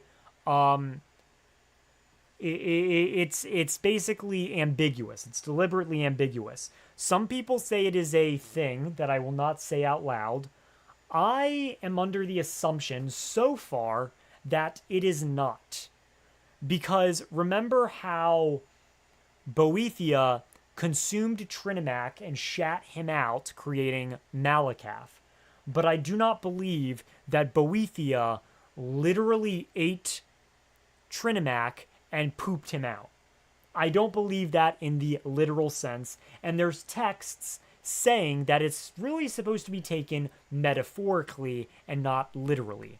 So I could be wrong, but I believe that that is not supposed to be taken in a literal sense.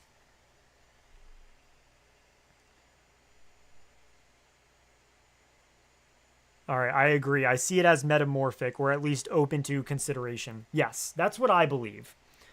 But it is kind of funny to, make fun of it and all that shit. All right. Sermon 10. You have discovered the 10th sermon of Vivec, which was hidden in the words that came in the aftermath to the Hortator. The evoker shall raise his left hand empty and open, to indicate he needs no weapons of his own. The coming forth is always hidden, so the evoker is always invisible or better in skin of his enemies. The eyelid of the kingdom shall fill 36 folios. Hey, 36 lessons, eh? But the eye shall read the world. By this, the Hortator needs me to understand. The sword is an impatient signature. Write no contracts of the dead. Vivec says unto the Hortator, remember the words of Boethia. So these are the words of Boethia. We pledge ourselves to you, the frame maker, the scarab, a world for us to love you in, a cloak of dirt to cherish, betrayed by your ancestors when you were not even looking. Hoary Magnus and his ventured opinions cannot sway the understated, a tricky worthy of the always satisfied. A short season of towers, a run-down absolution. And what is this? What is this but fire under your eyelid? Shift ye in your skin, I say to the Trinimac eaters. Pitch your voice, Trinimac eaters being Boethia. Pitch your voice into the color of bruise. Divide ye like your enemies in houses, and lay your laws in set sequence from center again, like the enemy, corners of the house of troubles, and see yourself thence as timber or mud slats or sheets of resin. Then do not divide, for yet is the stride of Sithis quicker than the rush of enemies, and he will sunder the whole for the sake of the shingle. For we go different in thunder. Sithisit is the start of all true houses, built against stasis and lazy slaves. Turn from your predilections, broken like false maps. Move and move like this. Quicken and false fathers, mothers left in corners weeping for glass and rain. Stasis asks merely for nothing for itself, which is nothing, as you were in the 8 everlasting imperfections. I have no idea what any of this means. Trinimac Eaters is the Velothi. You're right. It's not, yeah, you're right. The Scarab refers to the 6th house. That makes sense. That makes a lot of sense there. Hermea Moore is what I call the tentacle guy because his name is hard to spell. That's fair. Yeah, Trinimac Eaters. The Scarab is Lorcan. Well, now we have a the Scarab could be 2 things, but I mean the Scarab. Oh wait, hold on a second. We can the Scarab. Well, that didn't help. Wait, reiterates Boethia to Vivec by saying the Framemaker, the Scarab. Wait. The commentaries of Mankar Cameron also speak to the divine significance of Scarab. Mankar claims Nirn is the realm of Lorcan and his teachings with the phrase, oh my god. The Dwemer. Wait. So wait, it's not the 6th house. The Redoran have the Scarab banner. So it is not the 6th house, it is Lorcan. So that is correct. 8 as it the 8 or 8 the 8 towers? Maybe. A Knight of the Scarab. What's that? Oh, Dunmer shit. All right. Yeah. So Framemaker, the Scarab, so this refers to Lorcan. The Frame Eaters, or the Trinimac Eaters, refers to the Velothi. Those with 6th house blood are referred to as having the blood of the Scarab, the blood of Lorcan. Gotcha. Interesting. Okay. So I do lean more towards the idea that this Scarab is being referred to as Lorcan in that sense. All right, let's finish Sermon 10.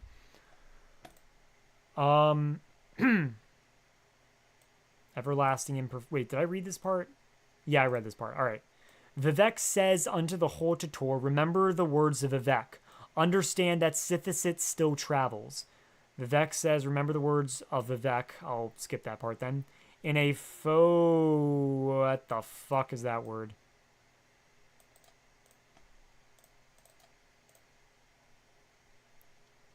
Okay, that did not fucking help me at all. That is not at all. That looks like the fucking guy that is modeled after the Giants. No idea what that means. Phosphorescent mirror of the sky, drowned and smiling, intermittent hopes enough to answer all the things not yet queried. The ending of the words is ALMSIVI. 8 everlasting imperfections I always read as the 8 divines.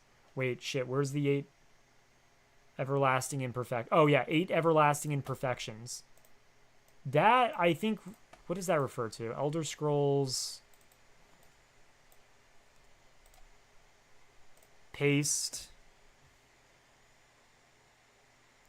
8 everlasting imperfections.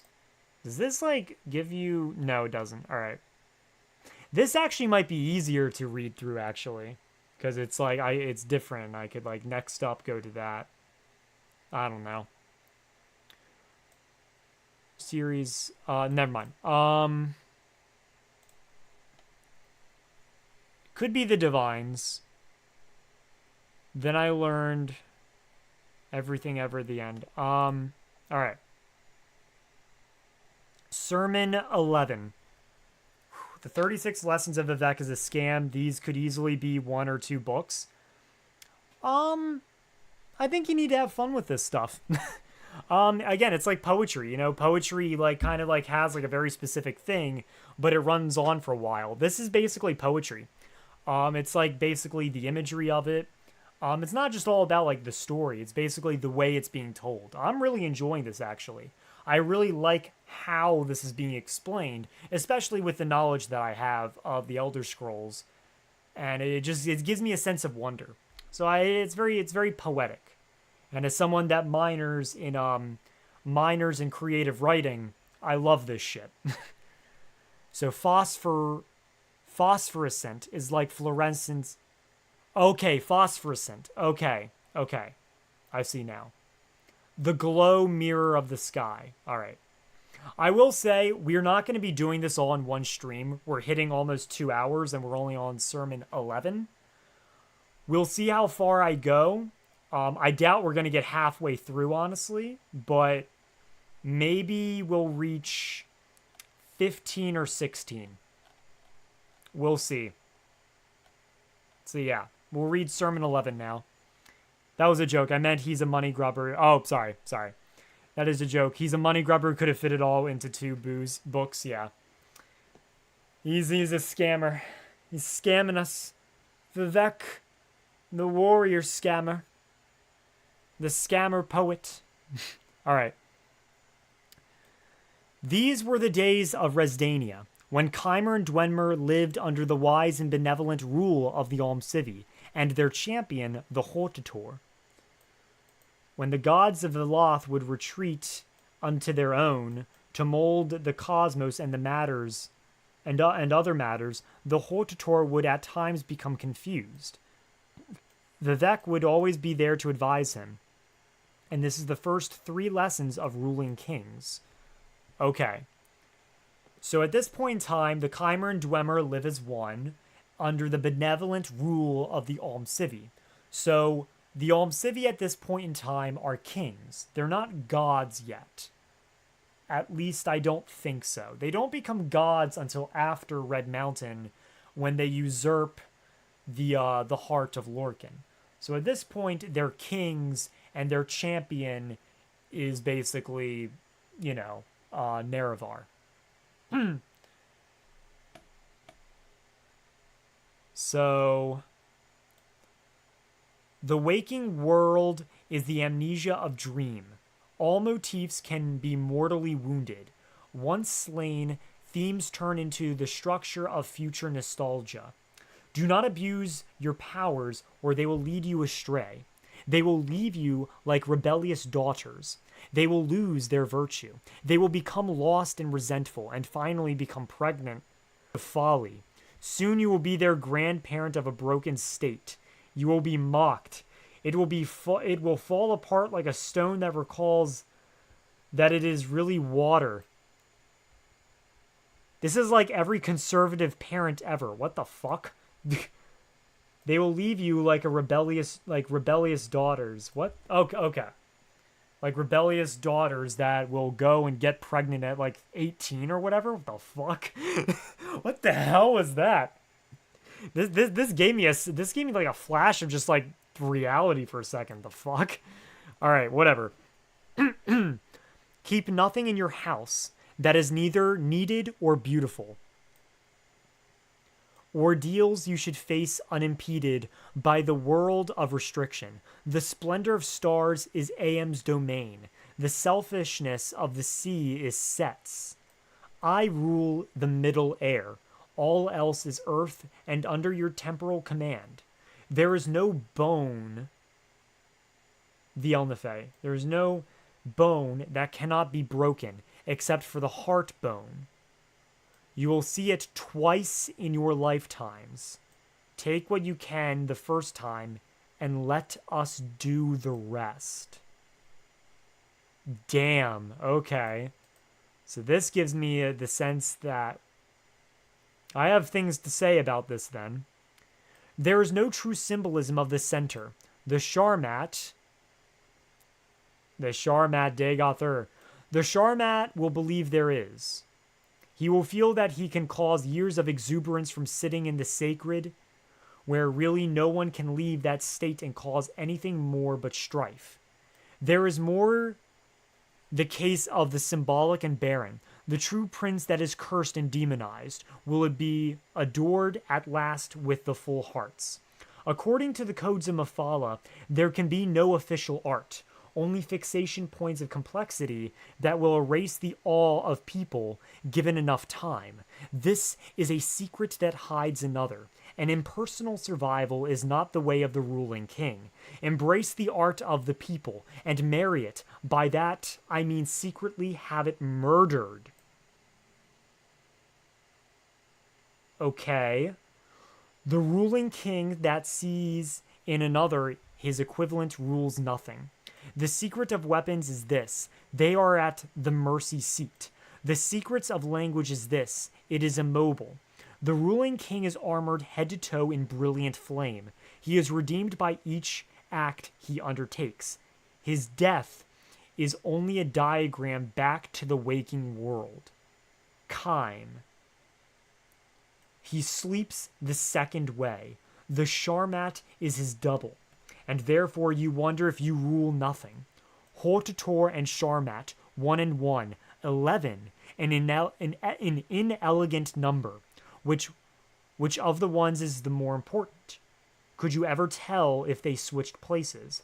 I can, and that is why you will need me. According to the codes of Mafala, there is no difference between the theorist and the terrorist.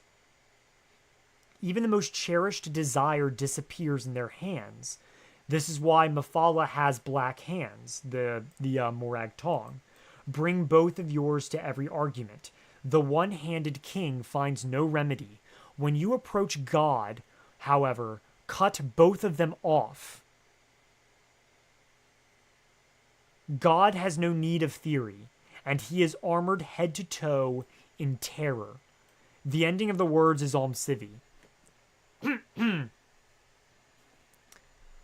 Murdering as in replacing it like the three good Daedra and the tribunal. That could be it. Whenever, god damn it, I keep thinking everything literally. Whenever I saw the murder thing, I thought that was like foreshadowing Vivec and the tribunal murdering Nerevar. It could have a double meaning though. It could be both killing the belief in the three good Daedra and worshipping the tribunal, and also the slaughter of Nerevar Indoril as well. This is intense. This is far more intense than I thought. I'm really liking this. The only reason why I'm thinking I would stop is because it's getting warm in my room, because my laptop is like constantly fanning and getting warm, and my door's closed, which makes it like really hot. And also my voice is going to go if I keep talking any longer. But honestly, hell yeah, I would keep going. This is intense. I really do like this. 12, 24. Wait, 8, 16. Wait, fuck. Wait, so what is 12? So if I ended at sermon 12, that would be a third. Okay, that would be a third. All right. I might end it on sermon 12. We'll see. So yeah, free my boy, mourn his house, Dagoth is innocent. Your throat good? Yeah, no, my throat's fine ultimately. It's just like I can't talk for so long or else I will literally... I just remember what sermon 12 was. I just saw a word. Hang on, that's the one. I just remembered that's the one where I can't... I'm afraid to like show it. So I'm gonna have to like read it with this camera right here. So yeah, I forgot about that. What the hell? Why is my thing here showing my poll? What is that about? Damn it, I can't like point correctly. Yeah, what's that? Anyways. But yeah, no, it's intense. My throat's fine. I just don't want to speak for too long because I'll lose my voice. And I do a lot of like singing and stuff, so I don't want to like die from that. But yeah, all right. So now we're going to start Sermon 12. Sermon 12 is the one that talks about, it has certain words, and it has some more promiscuous themes. Actually, I might need to read 12, 13, and 14 together. I might need to do that because they kind of all tell like a story together. So I think I'm going to do that. I think I'm going to read 12, 13, and 14, and then we'll read 15 so we end on a better note, and then I'll probably end at Sermon 16. I think that's what I'm going to do. So yeah, let us start with Sermon 12. Get this man some Canis root tea. Hell yeah. Huh, joined just at the right time then. Hell yeah, you did. You joined at the best sermon, my guy. Is the next chapter with Molag Bal and Trinimac? I'm not sure about Trinimac, but I know Molag Bal. It's the Molag Bal one, so, you know. Wait. Brilliant flame is the fire of knowledge, knowledge of the world being a dream. Dagoth thinks he is the one dreaming this dream, which is why he is the ruling king's double.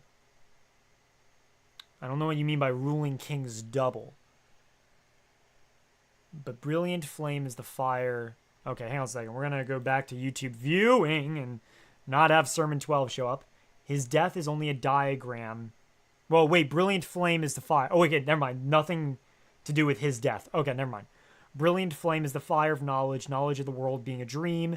Dagoth thinks he is the one dreaming this dream, which is why he is ruling. He is the ruling king's double. I don't know what you mean by ruling king's double. But the dream has no dreamer.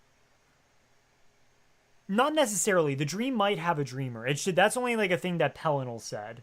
What's it like being insane? Or however he is, being God touched or whatever.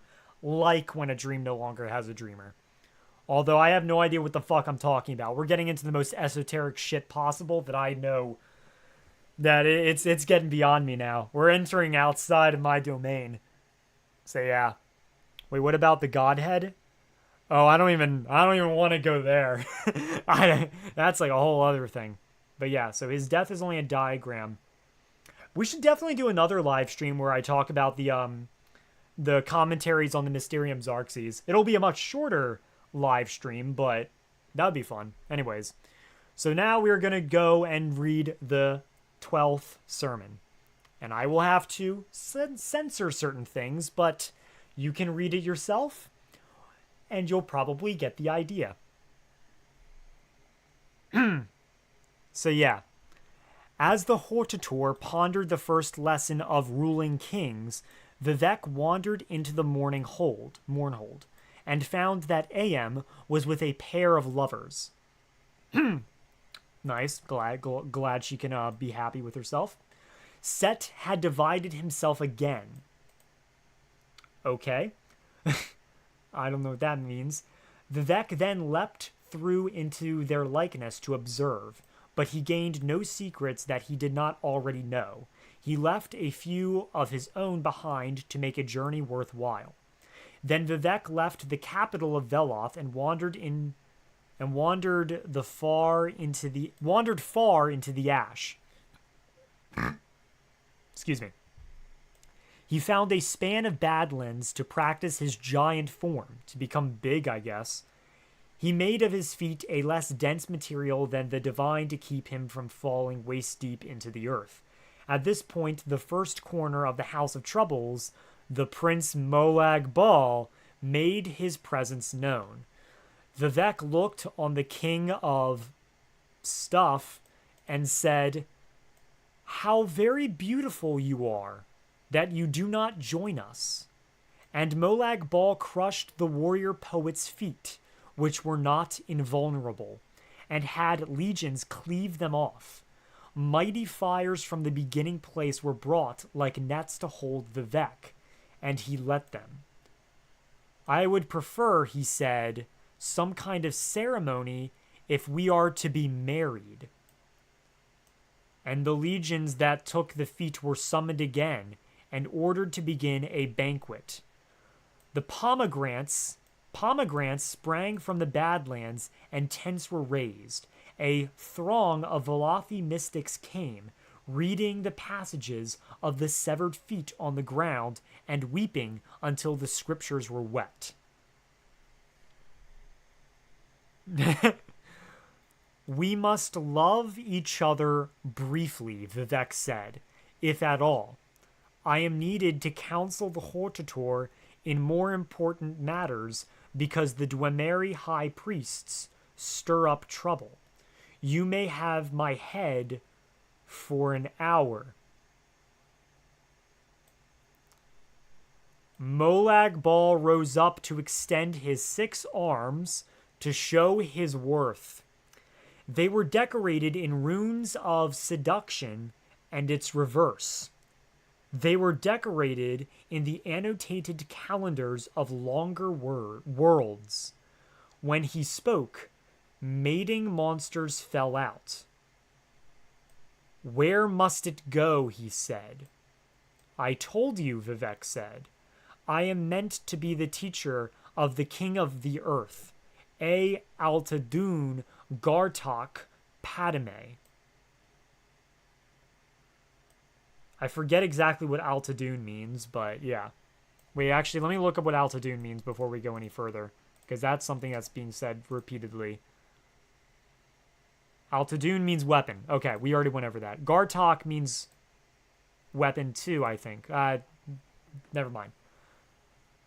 With these magic words, the king of something that you know added another, Kim, which is the secret syllable of royalty. Vivec had what he needed from the Daedroth. Is Fa Nui 10 here? From the Daedroth. I don't know who the Daedroth is in this moment. Weapon hand is Altadun. Okay. I forget what Gartok is again. So married him that day. In the hour that Baal had his head, the king of you-know-what asked for proof of love. Vivec spoke 2 poems to show him such, but only the first is known. I'm not sure just how much glass it took to make your hair. Twice as much, I am sure, as the oceans have to share. Hell, my sweet, is a fiction written by those who tell the truth. My mouth is skilled at lying, and its alibi a tooth. The sons and daughters of Vivec and Molag Bal number in the thousands. The name of the mightiest is a string of power. Gulag Morgil, Hayet Ehum. The ending of the words is ALMSIVI. Gartog is weapon hand? Yeah, maybe. Since they are names for ESO Scroll Temple. Yeah, I remember that. Okay, yeah, you said that before. Gulag Morgil. Oh, that's something in Sermon 34. We'll find out what that is. All right. So yeah. So now we go on to Sermon 13. So Vivec is getting married to Molag Bal for whatever reason, whatever purpose this serves, we will no doubt see. So yeah. These were the days of Resdania, when Keimer and Dwemer lived. Wait, this is the same thing as Sermon 11. Yeah, that is the same thing. Lived under the wise and benevolent rule of ALMSIVI, the champion of the Hortator. When the gods of Veloth would retreat unto their own to mold the cosmos and other matters, the Hortator would become confused. Vivec would always be there to advise him, la-di-da-di-da, we already read this. The secret syllable of royalty is this. And then it says in parentheses, you must, actually I could probably show you this. You must learn this elsewhere. Sermon 12, okay, it's Kim. It's Kim. The secret syllable of royalty is Kim. The temporal myth of man is man. The temporal myth is man. The magical cross is an integration of the worth of mortals at the expense of their spirits. Surround it with the triangle, and you begin to see the triune house, the tribunal temple. It becomes divided into corners, which are ruled by our brethren, the 4 corners, Baal, Dagon, Malak, Sheog, which are Molag Bal, Mayern's Dagon, Malakath, and Sheogorath. Rotate the triangle and you pierce the heart of the beginning place, the orbis, the foul lie, the testament of the irrefutable 4 span. Above them all is the horizon, where only the one stands, though no one stands there yet. It is proof of the new. It is the promise of the wise. Unfold the whole, and what you have is a star, which is not my domain, but not entirely outside my judgment. The grand design takes flight. It is transformed not only into a star, but a hornet. The center cannot hold. It becomes devoid of lines and points. It becomes devoid of anything and so becomes receptible. This is the usefulness at the end. This is the promise. The sword is the cross, and ALMSIVI is the triune house around it. If there is to be an end, I must be removed. The ruling king must know this, and I will test him. I will murder him time and again until he knows this. I am the defender of the last and the last. To remove me is to refill the heart that lay dormant and center that cannot hold. I am the sword. I am the star, set the mechanism that allows the transformation of the world. Ours is the duty to keep the compromise from being filled with the Black Sea. The Black Sea being oblivion. The Sharmat sleeps at the center. He cannot bear to see it removed. The world of reference, this is the folly of the false dreamer. This is the amnesia of dream, or its power, or its circumvention. This is the weaker magic that is barbed in venom. This is why I say the secret to sword is the mercy seat. The secret to swords is the mercy seat, is mercy. It is my throne. I am become the voice of ALMSIVI. The world will know me more than my sister and brother. I am the psychopomp. I don't know what that word means. I am the killer of weeds. I am the killer of the weeds of Veloth. Veloth is the center that cannot hold. AM is the plot. Set is the ending. I am the enigma that must be removed. These are why my words are armed to the teeth. The ruling king is to stand against me, and then before me. He is to learn from my punishment. I will mark him now. He is to come as male or female. I am the form he must acquire. Because a ruling king that sees in another his equivalent rules nothing. This is what was said to the hortator when Vivec was not whole. The ending of the words is ALMSIVI. Kin means royalty or kings, yes. The Black Sea can also be seen as the ancient sea that Dagoth brings, the compromise in the Mundus. The compromise is the Mundus. That could be true, yes. So, yeah, I won't be able to read. I'll read the 14th one, but I'm going to have to read it here. But before we continue, let me move my thing there. Psychopomp, a conductor or of souls to the afterworld. Okay.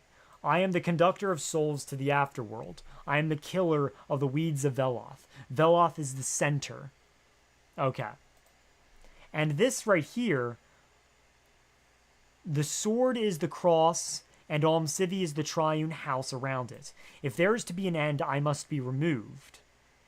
If there is to be an end to the world, Vivec cannot exist. So this is kind of like, I'm assuming this part right here, if there is to be an end, I must be removed, is a, basically a nod to Alduin. How when Vivec dies, or when Vivec is no longer, existing in the world, that feeds into the prophecy of Alduin, of the last Dragonborn, that stuff. That is how the world, the only way Alduin returns, the only way the world ends, is for Vivec to be removed, either to be killed, or for him to go off into a whole other world. At least that's my interpretation. I could be wrong. The ruling king must know this, and I will test him. I will murder him time and again, until he knows this. And this is referring time and again the cavern of the incarnate, murdering the incarnations of Nerevar Indoril until he knows this. Until the prophecy of the incarnate is fully realized. I am the defender of the last and the last. To remove me is to refill the heart and that lay dormant. I'm not sure what refill the heart means. And at the center that cannot hold, Red Mountain. So this is all foreshadowing the prophecy and the last dragonborn prophecy. I am the sword, AM, the set, all that stuff. Okay. It's weird how many interpretations there can be. Honestly, you can interpret like any one of these like lines in like 17 different ways. It's wild. It's genuinely wild. So now we're gonna go to just camera. So that I just thought that was really cool. The foreshadowing of the Nerevar prophecies. Vivec knows what is going to happen. He has achieved, I don't know, but he knows somehow that this is going to happen. Well, maybe not knows, because he wrote this after he ascended to godhood. So he could just be like, oh yeah, I totally know this. Here, let me show you. So yeah, this was all written by Michael Kirkbride at once, right? This was written by Michael Kirkbride in the span of like a week or a weekend. Basically, what I heard is that he locked himself in a room to basically write all of this. And he never left that room for like a weekend or a week. And the only way he got like food and water is like someone slipped it under his door. And originally there weren't supposed to be 36 of these lessons. There were supposed to be like 6 or 16, and he went very overboard. Which is why we have all of these. So, yes, these were all written by Michael Kirkbride himself. But yeah, and also the idea, the rumor that he was high when he made this is incorrect, as far as I heard. Vivec basically zoomed across the timeline of a YouTube video. He knew some stuff would happen, but not really a lot about them. Yeah.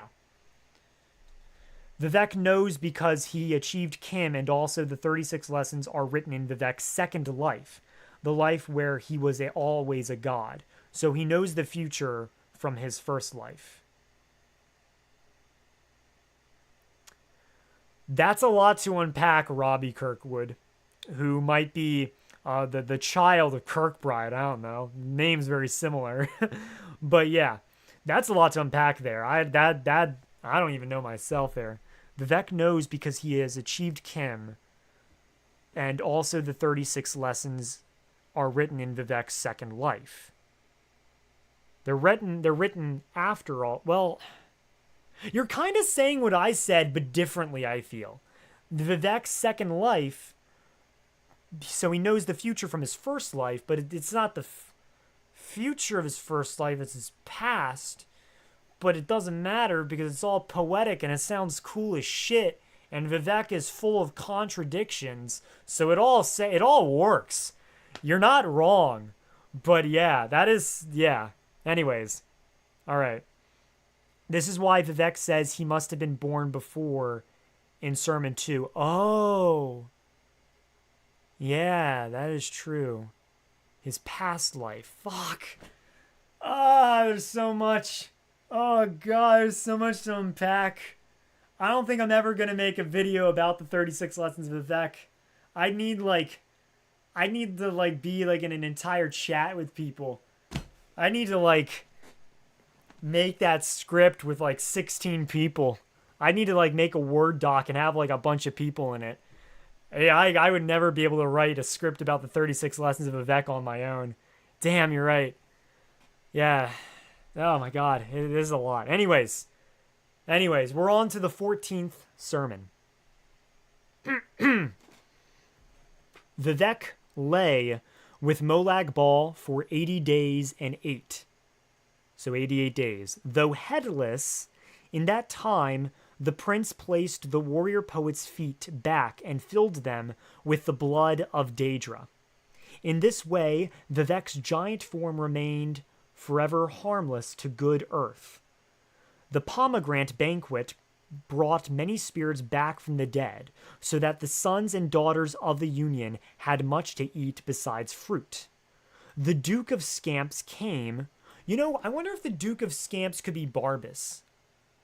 Because Barbas in Morrowind is a scamp. I don't know. Came with the banquet was still underway, and Molag Bal looked on the 7 penance, which was talked about earlier, with anger.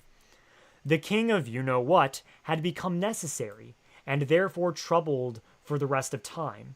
His legions of Kuata fell into open war, but the children of Molag Bal and Vivec were too elaborate in power and form. The Duke of Scamps therefore became a lesser thing, as did all his own children. Molag Bal said to them, "You are the sons of liars, dogs, and wolf-headed women. They have been useless to summon ever since." The Holy One returned at last. Vec, golden with wisdom, his head found its body and had been tenderly used. He mentioned this to Molag Bal, who told him that he should thank the barons of move like this, for I have yet to learn how to refine my rapture. My love is accidentally shaped like a spear. So Vivec, who had a grain of Aem's mercy, set about to teach Molag Bal in the ways of belly magic. Prostitution. Sex. They took their spears out and compared them. Okay, there really isn't any metaphorical way to look at this. So, you know. Vivec bit new... Okay, this is the thing. Alright, Vivec bit new words unto the king of you-know-whats, so that it might give more than ruin to the uninitiated. This has since become a forbidden ritual, though people still practice it in secret. Here is why. The Valathi and demons and monsters that were watching all took out their own spears. Okay, I think that's just literal. They like their own, okay. Comparing power? That could be it. You're right there. It could be comparing power. Took out their own spears. There was much biting, and the earth became wet. And this was the last laugh of Molag Bal. Watch as the earth shall crack, heavy with so much power, you mentioned power, lusty Argonian Maida writing, goddamn right. Heavy with so much power that should have been forever unlike.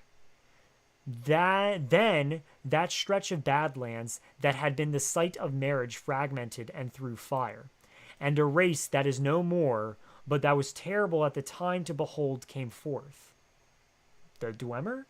Born of the biters, that is all they did, and they ran amok across the lands of Veloth, Morrowind, and even to the shores of Red Mountain. But Vivec made of his spear a more terrible thing. From a secret he had bitten off from the king of you-know-what. And so he sent Molag Bal tumbling into the crack of the biters, and swore forever that he would not deem the king beautiful ever again.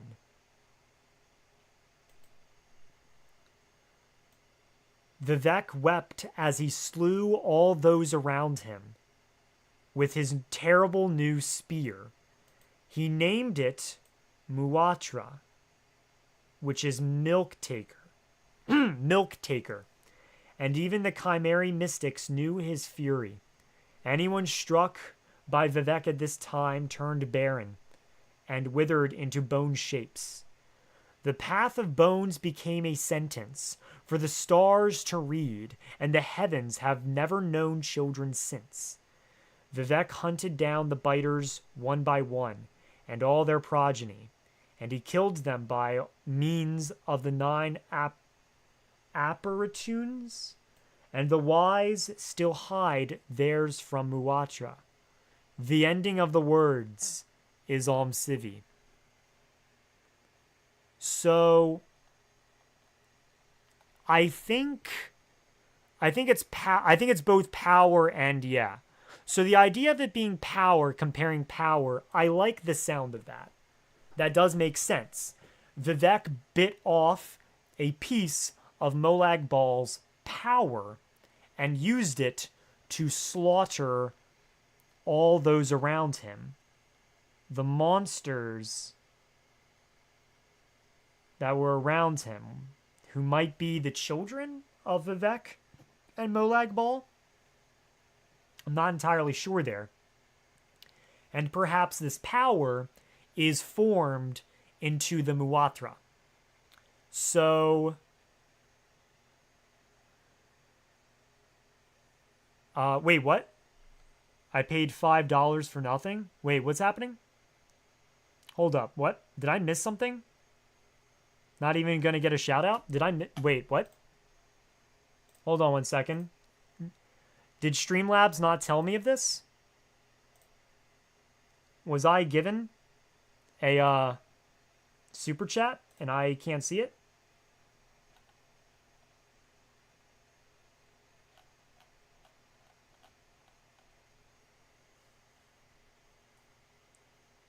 Alex AF, did you do a super chat or something?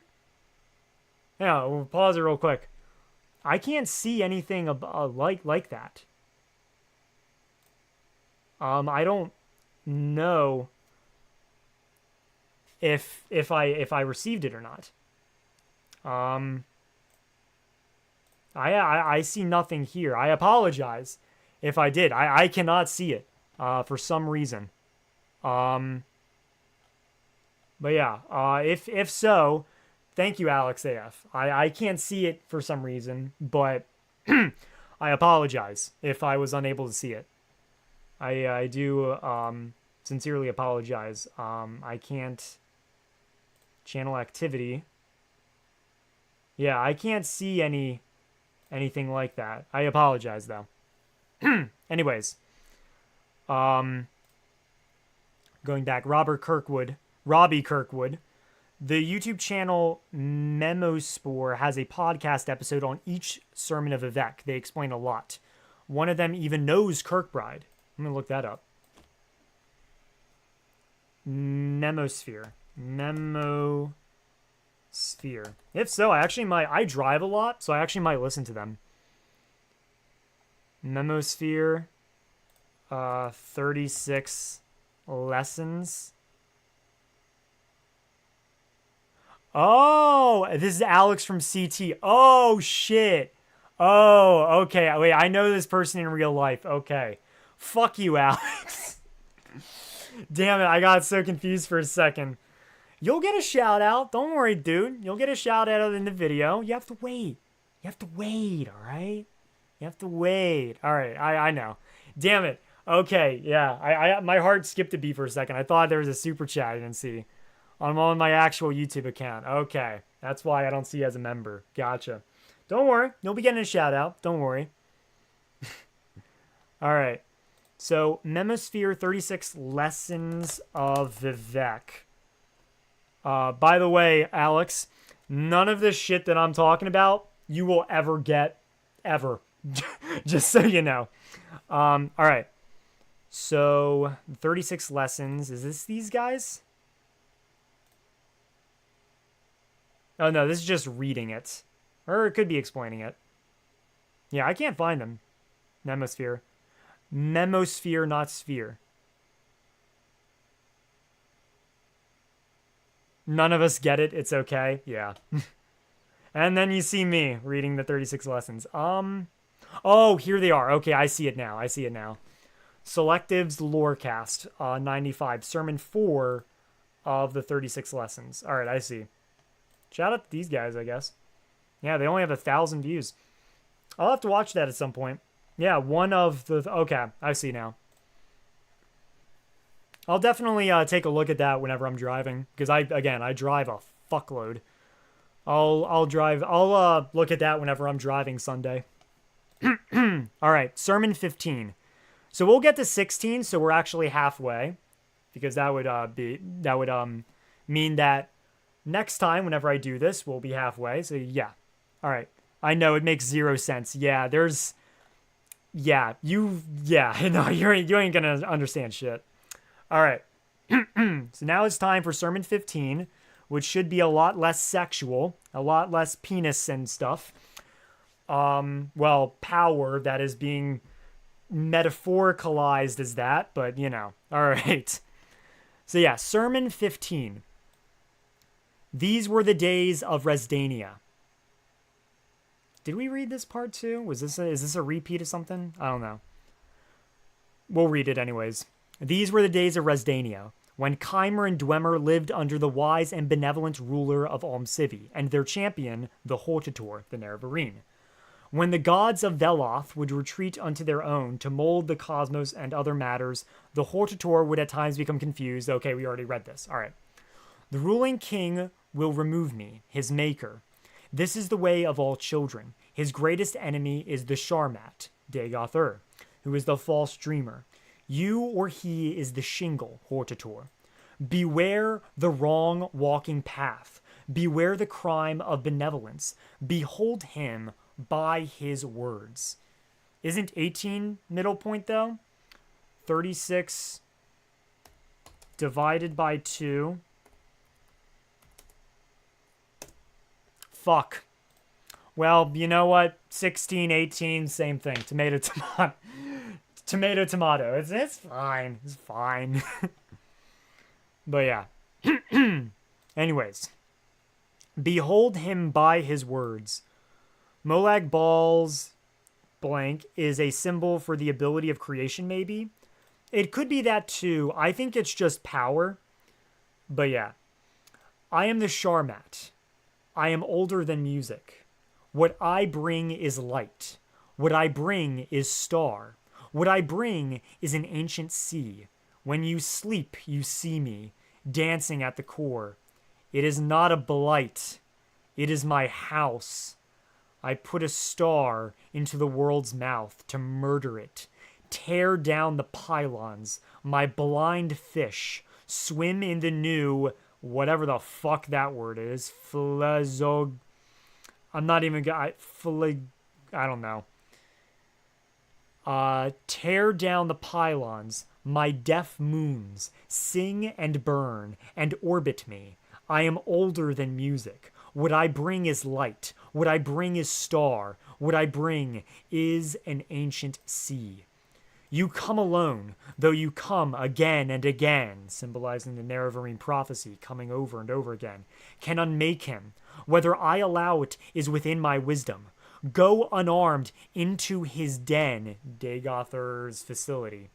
With these words of power, A. Gartok, Padme, Kim, in quotations, A. Altadun, or do not. A temporal myth is man. Reach heaven by violence. This magic I give to you. The world you will rule is only an intermittent hope that you must be the letter written in uncertainty. The ending of the words is ALMSIVI. Towers of Nirn. Falagash, whatever that word is fire in alchemy, a source. Okay, pylons. The music here is the words that created the world. So Dagoth-Ur is saying that he is older than the world. Interesting. I like this part. I mean, I like the parts that like I'm able to like recognize. When you sleep, you see me dancing at the core. It is not a blight. It is my house. Showing that Dagoth, like, is this, because this is what Dagoth-Ur is saying, right? His greatest enemy, you or he is a shingle, beware. Behold him by his words. So this is Dagoth-Ur in his words. I am older than music. He is older than the world itself.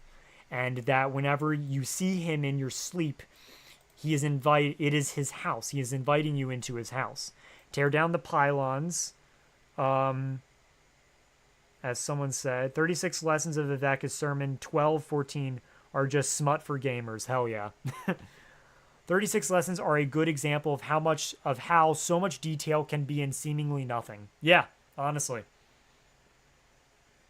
Like none of this stuff really matters in the end in the grand scheme of things, but yeah, it's really I just like it. It's fucking cool. Especially again, as someone who's a minor in creative writing. This shit's just cool to me. Um so yeah. So now we will go to sermon 16. You know what? I'm really enjoying this. I might go to 18. We'll see. We'll see. We'll see. Because I am enjoying the shit out of this. This is actually fun. Like I know that this live stream isn't gonna do as well as if I played if I just played Skyrim or some shit. I only have like 29 views right now as opposed to whenever I do Skyrim I'll have like 40 or 50. But I'm having so much fun with this. I love it. I don't even care. All right, sermon 16. What kind of stuff do you write? I actually so this is like a bit off topic from this, and I'll get to sermon 16. But I actually have my own fantasy world that I've created that has been inspired by Morrowind and the Tribunal and stuff like that. And I have like my whole world that's similar to like the Elder Scrolls but different.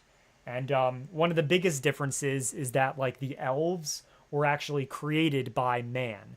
They were created by an individual, a human named Vemvala. But yeah, I basically have my own like world. I've written some like pieces and stuff like that. But yeah, and it's inspired by a lot of this stuff as well. So yeah, that's kind of like the stuff that I write. I also do a bunch of like, as Alex AF said, where he knew me from CT. That's a thing called Carolina Tonight, which is a sketch comedy group. So I also write comedy sketches as well. So that's a lot of like the writing stuff that I do. So yeah, and I might actually like share some of it. It's something that like I definitely like really want to like do a lot of. Hell yeah, I'm also trying to create a fantasy series. That sounds really cool. You should post it if you finish a book. I have a book done that's like 20 pages, but I fucking hate it. I do have, I think it's like 4 or 5 pages that I really do like. And it's like, yeah, I can show it at some point, but not now. Anyways, Vivec leaving a rock above his city, knowing full well that he hasn't tapped the heart for power for the last couple centuries. Yeah. All right. Sermon 16. Have to go, but I'm definitely looking forward to the next one. Bye, guys. Goodbye, Ninja Parkour TV. Remember always, the ending of the words is ALMSIVI. And House Telvanni be with you. All right. Sermon 16. The Hortator wandered the morning hold, wrestling with the lessons he had learned. They were slippery in his mind. He could not always keep the words straight, and knew that this was a danger. He wandered to find Vivec, his lord and master, the glory of the image of Veloth, and found him of all places in the temple of false thinking, of Boethia. There, clockwork shears were taking off Vivec's hair. A beggar king had brought his loom and was making of the hair an incomplete map of adulthood and death. Vivec said, "What are you doing? Why are you doing this, my lord?" Nerevar said, "Why are you doing this, my lord?" Vivec said, "To make room for the fire." I know what this is a reference to. And the Hortator could see that Vivec was out of sorts, though not because of the impending new power to come. The golden warrior poet had been exercising his water face as well. So he's not divided in half yet between Gold and between Keimer and Dunmer. He is solely Keimer, as are all of them, as is Sotha Seal. So that's why he's being referred to as the golden warrior poet. Okay. Had been exercising his water face as well. Learned from the dregs before he was born. The fuck? Okay, I see. Learned from, like, his birth and all that. Or his consummation, I should say. Vivec said, "Is this to keep you from the fire?" Vivec said, "It is so that I may see with truth. It and my place here at the altar of Padme, in the house of false thinking, Boethia, serve so that I may see beyond my own secrets. The water face cannot lie. It comes from the ocean, which is too busy to think, much less lie. Moving water resembles truth by its trembling. Nerevar said, I am afraid to become slipshod in my thinking. Vivec said, reach heaven by violence then. So to quiet his mind, Hortator chose from the fight racks an axe. He named it and moved on to the first moon. The first moon, is that Masser? I don't know. So to quiet his mind, the Hortator chose from the fight racks an axe. He named it and moved on to the first moon. The ocean is symbol of memory in the sermons. Okay. The fire's Kim, the fire of knowledge. Okay. Gotcha. I thought like the fire was Vivec head on fire. Vivec head on fire. I thought it had to do with like this, which is kind of like how Vivec is supposed to be seen. That's what I was assuming this was, but it could be both actually. Again, with these like double like stuff, yeah. There, Nerevar was greeted by the Parliament of Craters, who knew him by title and resented his presence, for he was to be a ruling king of Earth, and this was the lunar realm. They shifted around him in a pattern of entrapment. The moon does not recognize crowns or scepters, they said, nor the representatives of kingdoms below, lion or serpent, or mathematician. We are the graves of those that have migrated and become ancient countries. We seek no queens or thrones. Your appearance is decidedly solar, which is to say, a library of stolen ideas. We are neither tear nor sorrow. Our revolution succeeded in the manner that is written. Was written. You are the Hortator and unwelcome here.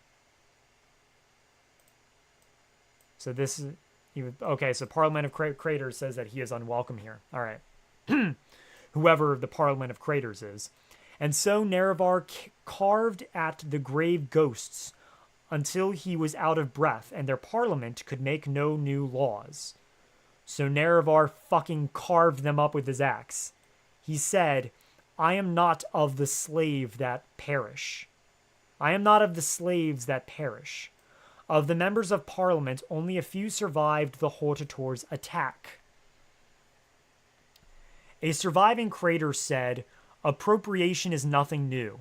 Everything happens of itself. This motif is by no means unassociated with hero myths, the protagonists of each game. You have not acted with the creative impulse. You fall below the weight of destiny." The Elder Scroll. What? Adrian, you fall below the weight of destiny. We are graves, but not coffins. Know the difference. We are graves, but not coffins. Know the difference. You have only dug more and supplied no ghosts to reside within. Central to your claim is the predominance of frail events. To be judged by the earth is to sit on the throne of wonder, why. Damage us more, and you will find naught but the absence of our dead. The ending of the words is ALMSIVI. The slaves that perish line is basically straight out of Aleister Crowley's Book of the Law. I really need to read Aleister Crowley. I've read up on Aleister Crowley a little bit, but not on his actual work, just who he is as an individual. And he's kind of a freak, but Michael Kirkbride's a freak. They're all fucking freaks here. No sane fucker writes this shit. But yeah. That's cool, though, that that's the case. All right. So we're going to read Sermon 17. We're going to read halfway, I'd say, because we are nearing the 3-hour mark. And I do want to actually relax, calm down, play some games, edit my my video, my next video, which is all about giants. So we're going to get to 18 because I am having a lot of goddamn fun with this. Hopefully 18 doesn't end on a cliffhanger. Hopefully it ends pretty nicely. We'll see. But again, heaven by violence. I'm really loving this shit. I think I'm going to adopt the heaven by violence stuff into my own writings in my own world. But yeah. All right. Sermon 17.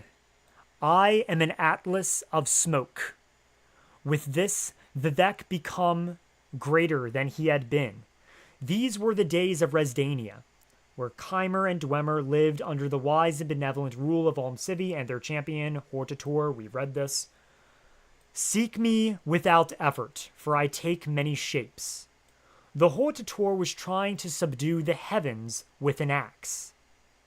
He was thrown out of the library of the sun by the power of Magnus. Vivec found him in a grub field outside of the swamps of the Deshan plain. They walked for a span in silence, for Nerevar had been humbled, and Vivec still had mercy in his hand. Soon they were walking across the eastern sea, to the land of the snakes and snow demons, to the land of Akavir. Vivec wanted to show the Hortator that the fighting styles of foreign tongues. They learned the idiom stroke from the pillow book of the Saesi king. It is shaped like the insight of this page. Okay. The Saesi serpent vowed to have their vengeance on the west at least 3 times. Talking about the 3 times that the Akavir invaded.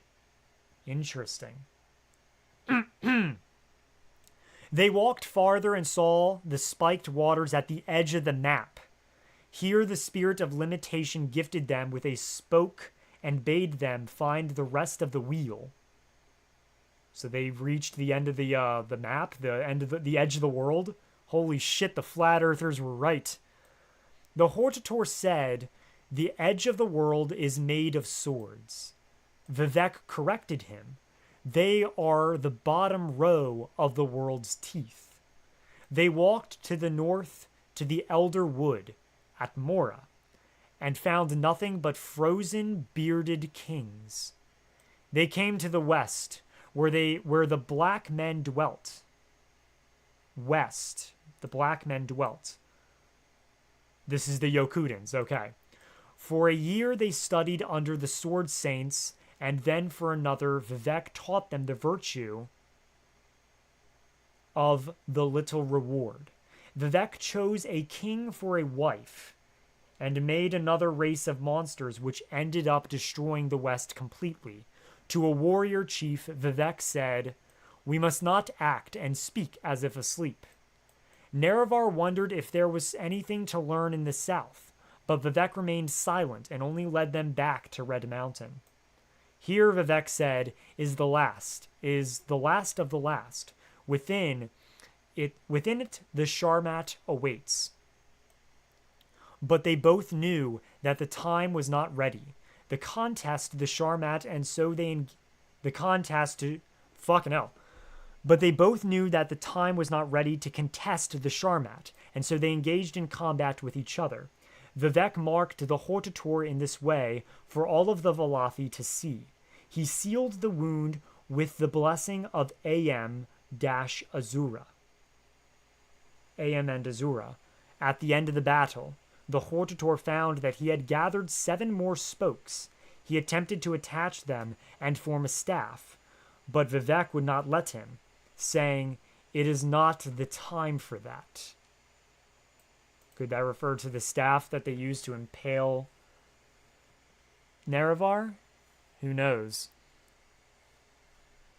Wasn't there a giant skeleton in Morrowind that was of celestial origin? I have absolutely no idea. Does that mean Vivec created the left-handed elves? They came to the west where the black man dwelt. For a year they studied under sword saints. No. I think the previous Kalpa was before Vivec. So I'm assuming not.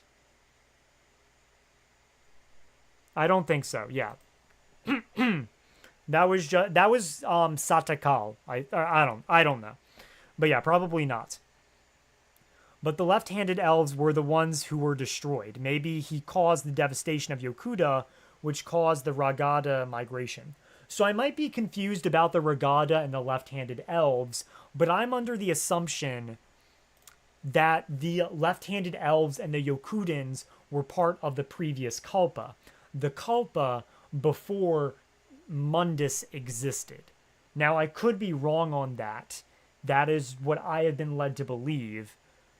So if that's true, I feel like Vivec, who is of this Kalpa, and maybe of the previous Kalpa, of his previous life, as someone else had said, I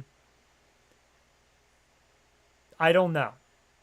But that is my assumption on the matter. I believe the left-handed elves are from the previous Kalpa before Vivec existed. But I don't know. They might be. Maybe this is all about the previous Kalpa. This could be about them traveling into the previous Kalpa. But again, they're talking about Yokuda, which exists in the current Kalpa. Or not. Damn it, I have no idea. I don't know if Yokuda was in the previous Kalpa or not. I don't know. But I do know that the Red Guards were part of the previous Kalpa and were able to survive the destruction by walking in different ways or something along those lines. But again, I could be wrong. This is the most esoteric of shit. So yeah. So I think the left-handed elves were from a Kalpa where elves worshipped Lorcan and humans hated him. That could be true. Because the left-handed elves are like left-handed as in different from everyone else. So yeah. I don't think it matters that Vivec didn't technically exist yet. Other mortal come gods managed to be in 2 times at once. That is true. Look at Riemann Cyrodiil. Pellinal Whitestrake was able to rip out the flesh of Gordour, I think it was. And as he ripped out his flesh from his neck, he screamed out Riemann's name before anyone even knew he existed and before Riemann was even born. So it could be that Vivec existed before he existed. Another contradiction. So that could be the case. So, it's not time for that. But I don't know. I think I lost track. I don't know if I finished Sermon 17 or not. The blessings of AM at Tazura. At the end of the battle. Okay, spokes. There's not time for that. Vivec said that they had collected them from around the world, though some had come invisibly. I am the wheel, he said, and took that shape. Before the emptiness at the center could live to long, Nerevar spoke. Nerevar put in the spokes, the ending of the words is ALMSIVI. Okay, we already read that. Now we're on to Sermon 18. I think this is similar to how dragons comprehend time in different ways. That could be true. God damn, I might need to read up on Kalpas too. I might be thinking of Kalpas differently.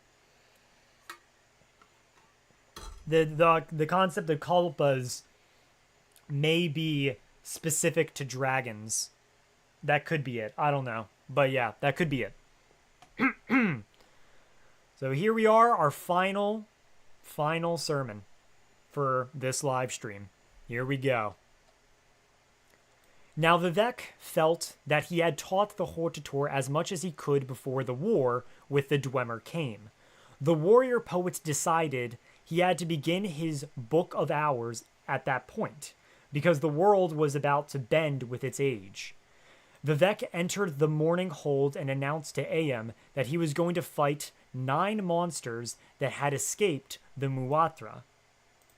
The Muatra escaped his power. Okay, so these are the 9 monsters that were a product of Vivec and Molag Bal's consummation, I believe.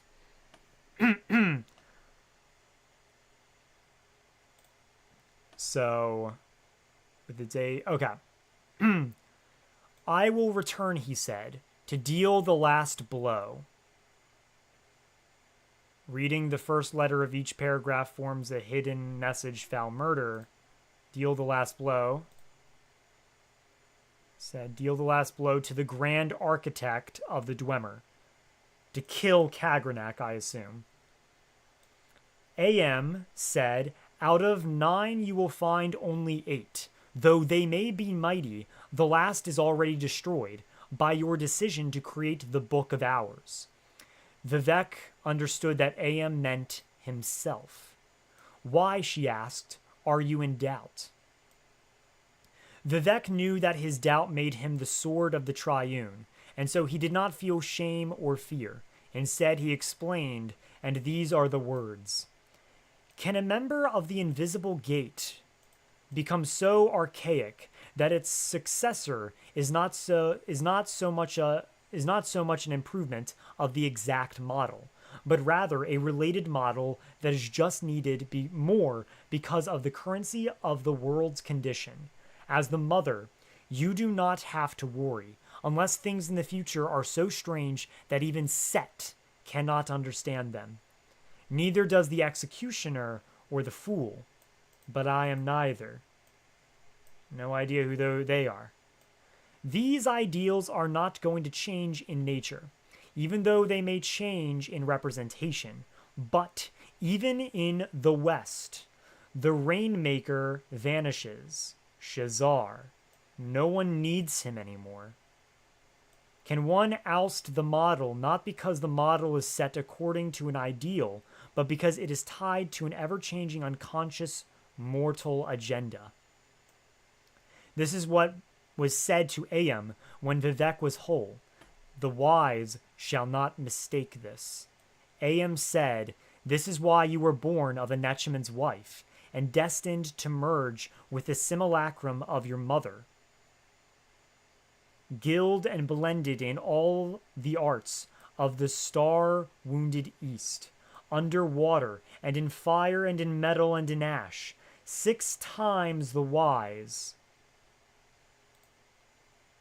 to become the union of male and female, the magical hermaphrodite, the martial axiom, the sex change of language, and unique in all the middle world. Vivec knew then why he would record his Book of Hours. This sermon is forbidden. In this world and others, 18 less than 1, the victor is the magical disc hurled to reach heaven by violence. This sermon is untrue. 18 and 1 going 18 less than 1. Oh wait, hang on a second. The ending of the words is ALMSIVI. 18 less than 1 goes to the Rimanada. Very interesting. So this sermon is forbidden.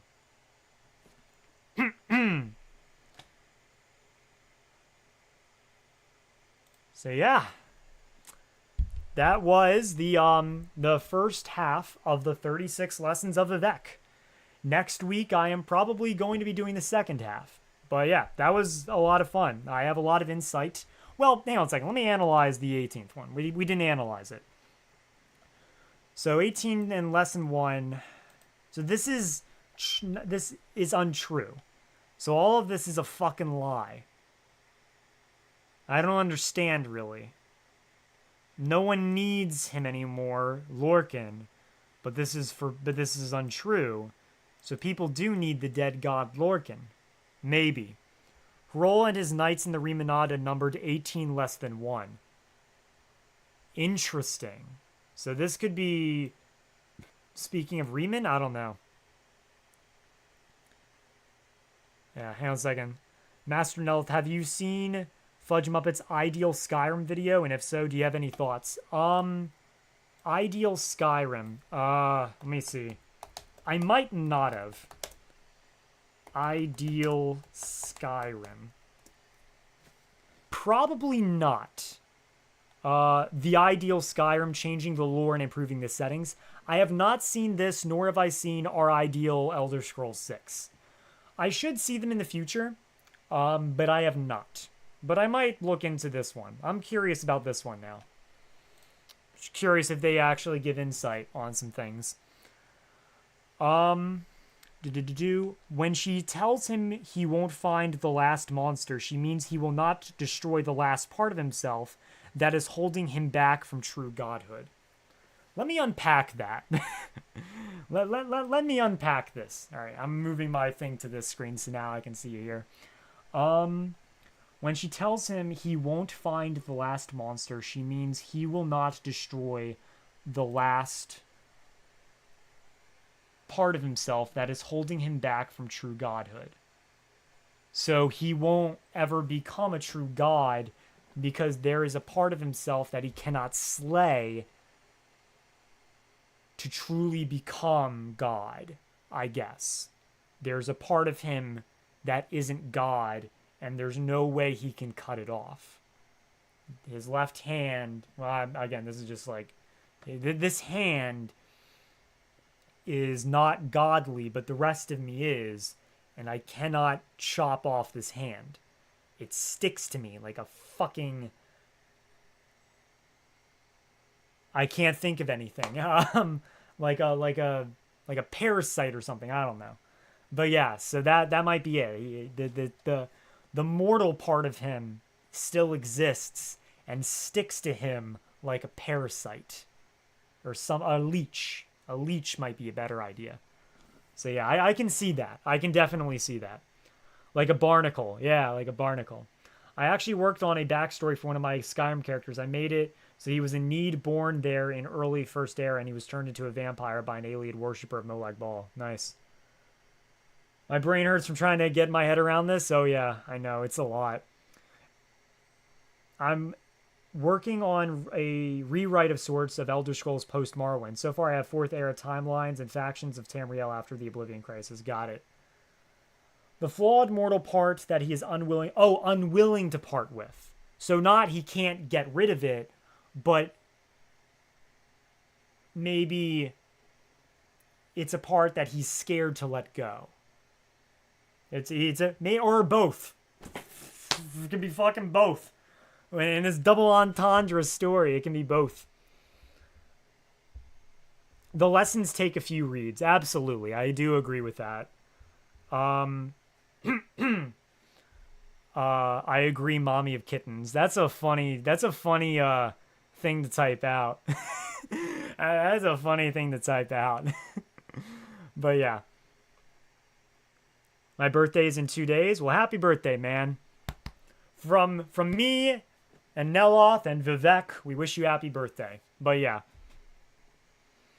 I attended a Christian college a few years ago, and in that time I took several biblical survey courses. You are explaining these lessons with more interest and heart than any of those professors did. Eh? I also used to be very devout in Catholicism, so, you know. Is definitely open to interpretation. Yeah. I do think that it can be both. It can be like it's a part that he can't get rid of. I don't know. No, I don't feel like it can be. Well, I think the unwilling to part. I think it just depends on who you are and how you view Vivec. If you fucking hate Vivec, then maybe he can't get rid of it might be more your style. But if you like Vivec and want him to be humanized, then the idea that he's unwilling to part with it, he's scared to let go, might appeal to you more. Maybe. I don't fucking know. The lessons are heavily inspired by the Gospel of John and Book of Revelations. The prose is so similar, and they use a lot of the same metaphors. Honestly, while I'm not religious anymore, I think I might read my Bible. I think I might read the Book of Revelations, because there is stuff like that I am curious that I want to read. Because I'm interested in like some of like the wording behind it, because it interests me. Especially from Fallout 3, whenever you have that Bible quote in Fallout 3 that says, Revelation 21:6, I am Alpha and Omega, the beginning and the end. I will give a thirst to him that is the waters of life freely, or something along those lines. And that is the only Bible quote I know. And it's only because of Fallout 3. But yeah. But yeah, maybe the thing he can't part with is his ego. That is also something too. But yeah. I think that we have reached the end. This is the end of the stream. We have been going on for 3 hours and basically 10 minutes. This has been one hell of a ride. Yeah, this has been one hell of a ride. And I've learned a lot more. Like, this is actually, I didn't realize how much of a story this is and how it's all leading to the Battle of Red Mountain and how the Hortator, Nerevar Indoril, is basically the prodigal son in a sense. The basically, I don't know, like he's like is like a student of Vivec that's being groomed for a position to be champion and basically the savior to fight back against the Sharmat and the Nords. I never really knew how much of a story this was, and it's very interesting. And this is shit I would never have been able to comprehend 2 years ago, even a year ago, if I'm being honest. So yeah, I really enjoyed this a lot. We survived the first half, and now we have a second half, and holy fuck. Holy shit, 3 hours, and we're only halfway through. Damn. This is fun. My brain is dripping out of my ears, but I had a good time. Hell yeah, I did too. He can't part with his fear. Vivec feels fear when he goes to... He can't part with his fear because Vivec feels fear when he goes to the provisional house for the first time. How did the Dunmer perceive this? Fuck if I know. Brother, I have no fucking clue.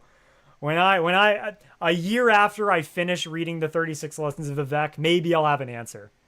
I will say, right after this, I am going to play ESO because my character is an Arcanist that has 2 swords. I think I'm going to change them to be 2 axes now. Use the axe to pierce heaven through violence. I like that. So yeah. It's easier to take my finals than it is to read this. Yeah. So yeah, that's it. I'm going to end this. I'm going to take a goddamn breather, chill out for a bit, maybe get some more recording done for my video about the giants of Skyrim. And yeah. Wait, I want to read this last one. The island that the Book of Revelations was written has a lot of psychedelic mushrooms. I'll have to look at that. But yeah. So, that is everything. Oh god, can I even do my outro? I'm so tired. I don't even know if I could do it. If you like the stream, make sure to like the stream, like the subscribe button if you aren't already subscribed, and like the bell notification down below so you can be updated on future videos, and you can be updated on future live streams so we can do stuff like this. And this would be fun. Doing live streams where we analyze the lore of the Elder Scrolls, reading the more esoteric stuff. Hell, maybe I could read... I've already read the Remanada, even though it's not that long, and I've already watched Fudge Muppets video where they expand on it. Maybe we could do Mankar Cameron stuff, that one book where fucking Cyrus the Red Guard meets Vivec. That could be pretty cool. So yeah, make sure to like that bell notification so you can see that stuff. And I will see you whenever the fuck I decide to upload or stream again. House Telvanni be with you. And remember, the ending of the words is ALMSIVI. And also, well, hang on a second. Make sure to pierce heaven through violence. And remember, the ending of the words is ALMSIVI.